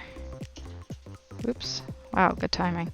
And then this one, we'll go to the back and we'll secure it on the back side. So I like making my knots on the back because when you look at something, that's what I'm saying, Cotton Smiles. I'm saying if something comes up, I'm totally open to going and doing something. However, at this moment, there's nothing scheduled. But I guess I'm kind of saying I would like something to be scheduled. But it's going to be a crazy, like we were talking about this before, like this is going to be a crazy Valentine's Day because it's a Friday. Some of us were talking about that in chat, and it, we doing anything Friday?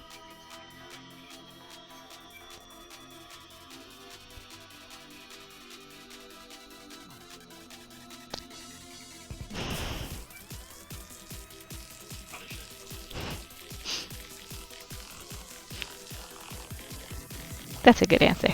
What was that? Yeah, everything. Yeah, that's...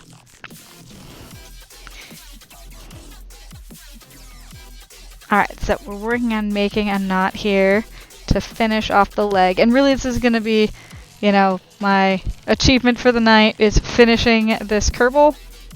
Well, finishing his legs. He still needs a helmet. But the main body of him will be finished after this. So we're making some knots to make sure his leg doesn't fall off because that would be super sad. There we go. Go ahead and tie that off. And then put that aside. Cut this short, but not too short. And then we can hide it.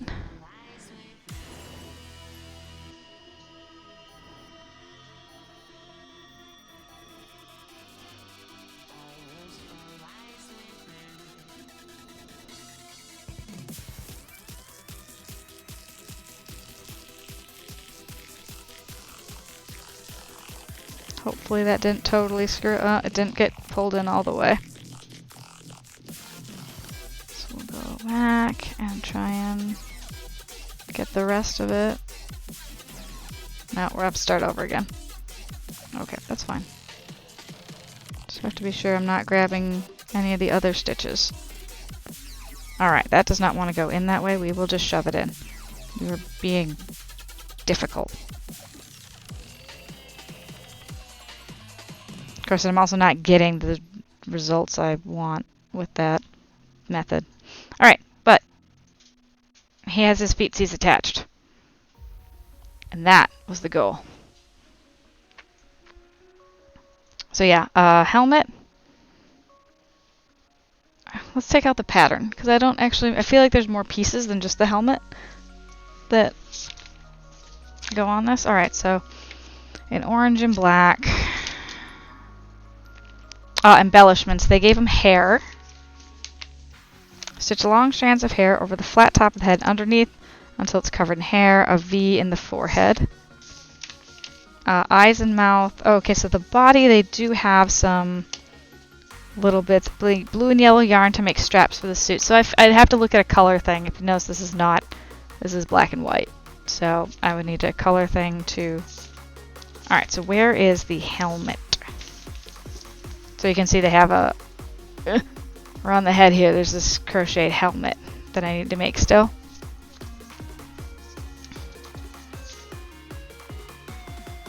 There we go. Helmet's here. This is... So it starts with the magic circle. I do like where they put the helmet will now be worked in rows to create the face opening. That's so helpful. Instead of just like blindly writing out instructions and just expecting me to follow it, tell me where I'm at in the piece. So I appreciate that very much. Pattern creator is Amy Snow at asmothlake.blogspot.com. I appreciate your pattern writing. Alright, so Kerbal. Blanket's done! We finished it! We finished it! We finished it! Yes! Alright. And so yeah, I do start crossing out things off my list. I need to make a full list of what I have yet to do. Let's do that now. Because this is what I'd be doing if I ended stream anyway. So we're gonna do it here. Alright, so Kerbal can hang out here. Alright. What I need to work on. So we'll do Friday's stuff. Well, Friday's up in the air. Maybe Friday. We'll see. Depends. Alright. So first I need to do the 2 hearts. 1 red. No wool. And then 1 blue / purple. 2 hearts. Kerbal helmet.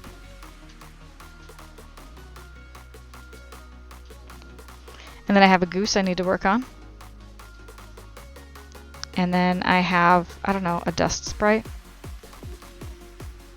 The guy told me what it was. He showed me a picture. I'm like, yeah, I can do that. But I don't really know what the thing is called. It's a character from some game or movie or anime. I don't know what it is. Dust sprite. So those guys need to get done. Then I have a dodo bird. And then do I get into gifts already? I feel like I have a longer list of things. Oh, I do. I have 2 pumpkins. So I have... Oh, not that one first. And honestly, before I do the goose, I should probably do one of the pumpkins. So after the Kerbal helmet is going to be a pumpkin. Then after the dodo bird is going to be another pumpkin. I'm trying to put these in priority order because I haven't quite done that yet. Mostly because I keep forgetting about pieces. I'm like, oh, I didn't do that one. Oh, I didn't do that one. I forgot to take that into consideration. So I think this is all the stuff I've promised people. And then I can get down to like the larger projects. Like I have a blanket for my sister that I already bought the yarn for. I haven't started making it yet. However, There's some weaving projects I want to do. Weaving projects. I want to make a scarf for my dad. I want to make a scarf for my dad's girlfriend. Dad's scarf, Lisa's scarf, sister's blanket. Actually, no, if I'm going to be on a weaving kick, I'm going to do my bloody scarf. And that's just what I'm going to call it. Because I have some really cool red yarn that I want to make I want to do a weaving project with. And it's just this like splattered yarn, or splattered red on white and black yarn. So it looks like it's bloody. I hope what I'm picturing turns out as cool as I think it is. So I'm gonna do my bloody scarf. These are all weaving projects. And then after that, it'll be sister's blanket. Sister's blanket. At some point, I do want to do something for me. The bloody scarf is sort of for me, but it's more like an art piece. I don't necessarily know if I want to keep it and wear it, but I definitely want to make it because it's in my head. Like it's a piece, I want to get it out there, but I don't know if it's something I want to hold on to. Actually, since I finished this blanket in time, I could enter it into LA Fair, LA County Fair. We get the stuff back in September. Well, the LA County Fair goes into September, so I don't actually need to get. He would have to get it. Like, I could just make it a Christmas gift. The LA County Fair is in September, so it would be on display on his birthday, and I wouldn't be able to get it to him on his birthday. But how cool would that be if I could like give him a ribbon-winning item?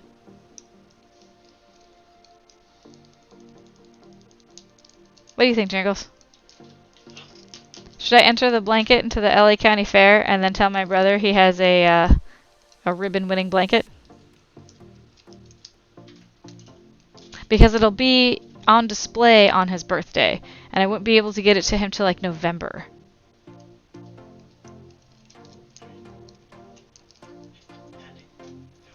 It's already been pending 2 years. What's a few more months? Is there a reason not to?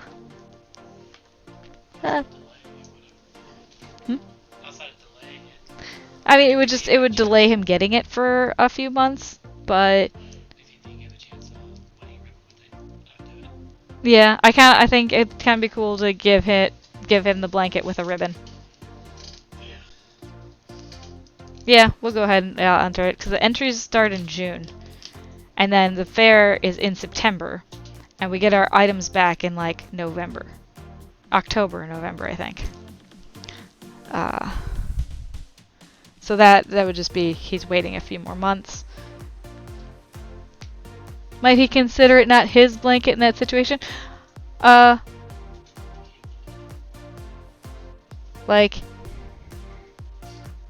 he can tell it's definitely for him, right? Oh, he and I don't live in the same state. He won't even be going to the fair. Like, if you're thinking like it would like ruin the surprise, like he won't see it. He will not see it until I hand it to him or mail it to him. Because he's not... And like I said, I haven't posted many pictures of it since I got past the halfway point. So all he saw before was just a triangle.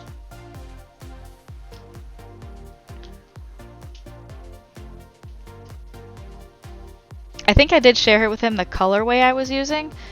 Like I just showed him a picture of the yarn, but like to him it would just look like this. Oh, okay. Yeah, red and bluish and tan. Okay. You know, that's...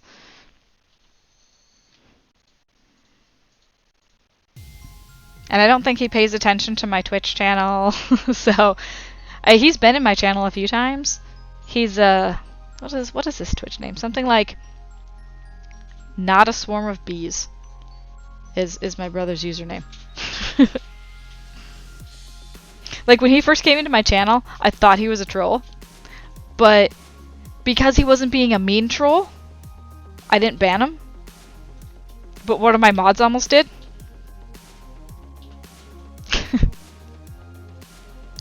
Family makes the best trolls. Yeah, one of my mods almost banned him. I'm like, no, don't. He hasn't said anything mean or bad. He's just being super weird. Which is completely on point for my brother. So, but I'm just like, you talk like someone I know. You sound like someone I know from high school. He's like, well, yeah. Yeah, it was probably an hour or two before I figured out it was him. Was it really hours? I mean, it probably could have been like half an hour.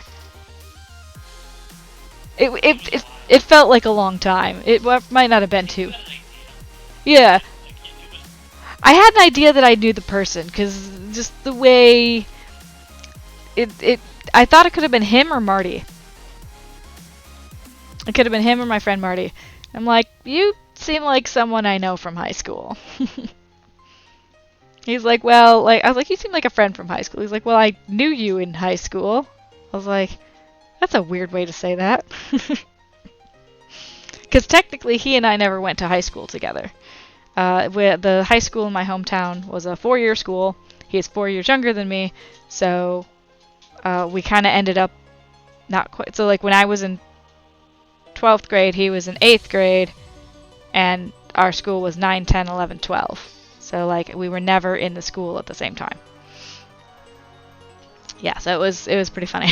It's a pretty funny experience. Like, and one of my IRL friends was in there. Tammy was in the chat at the same time too. Knitting Nerd, and I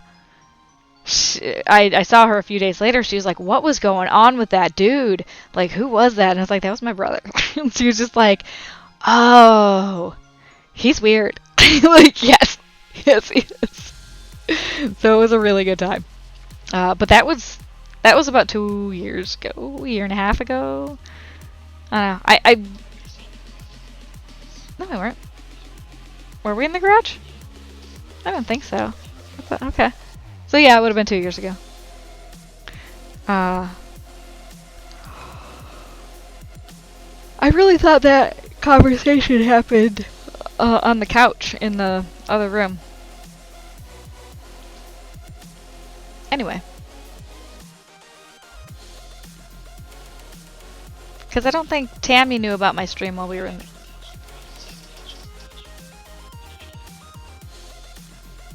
Okay. Yeah, we set up the couch in the garage for a while. Alright, so we're going to take all these people and find someone cool, either doing Kerbal, or crochet, or weaving, or hopefully Kerbal or fiber arts. We'll take people there.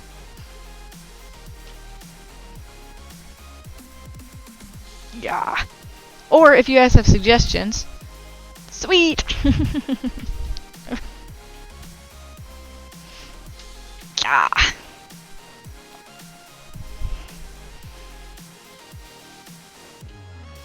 You're getting ready for bed, but you could meet a new friend first. Alright. Yeah, jumping into something else is always a little... Like, just jumping in, like, if I go to a Kerbal streamer, there's always that bit of a risk, because I don't know what they're like. Although, I have played Kerbal. I've done two or three Kerbal streams, and the people who come in who want to watch Kerbal are so nice. It is one of the best communities also on Twitch. Oh, one of the best communities also on Twitch. Ha ha ha. I wanted to see who was live in my following people, because I wanted to see if there's a Kerbal peeps. Oh, that's right. You guys can see this now, can't you? Shoot. Let me take that out. What? No. Oh, that's the music. There we go. Ah, craziness. Streamer fail. Okay, who's live? Go to the bottom here. Ooh, and Shino's live. So Shino's playing Pokemon Sword and Shield. And I don't think I've ever gotten to raid him. No, I raided him once, I think. Alright, so there's also The Witcher. Someone playing Witcher. Oh, someone playing Witcher 1. Someone playing Witcher 3. Oh, somebody is arting. We do have an arting person. They might appreciate a raid. They're very sweet.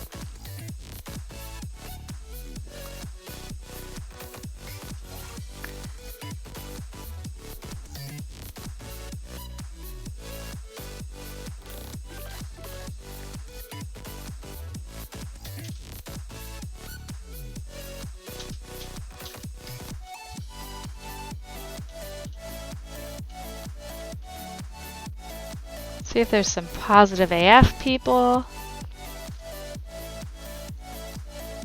Check this out. I'm not familiar with this person. What are they doing?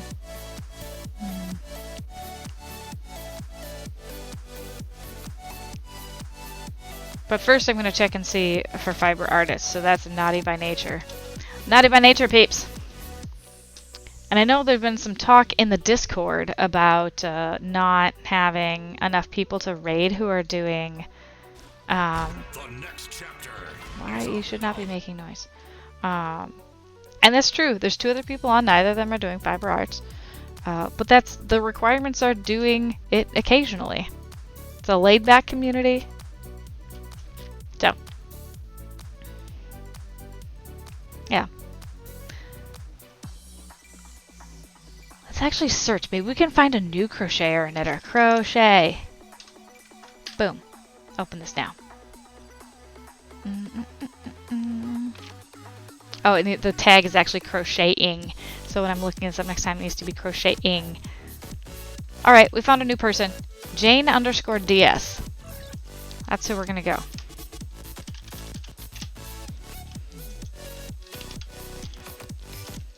Jane_DS. She is crocheting. Let's go find a new fiber artist. Let us bring them into our fold. Since we have, you know, as far as I know, actually, I want to know if there's another fiber arts community specifically on Twitch.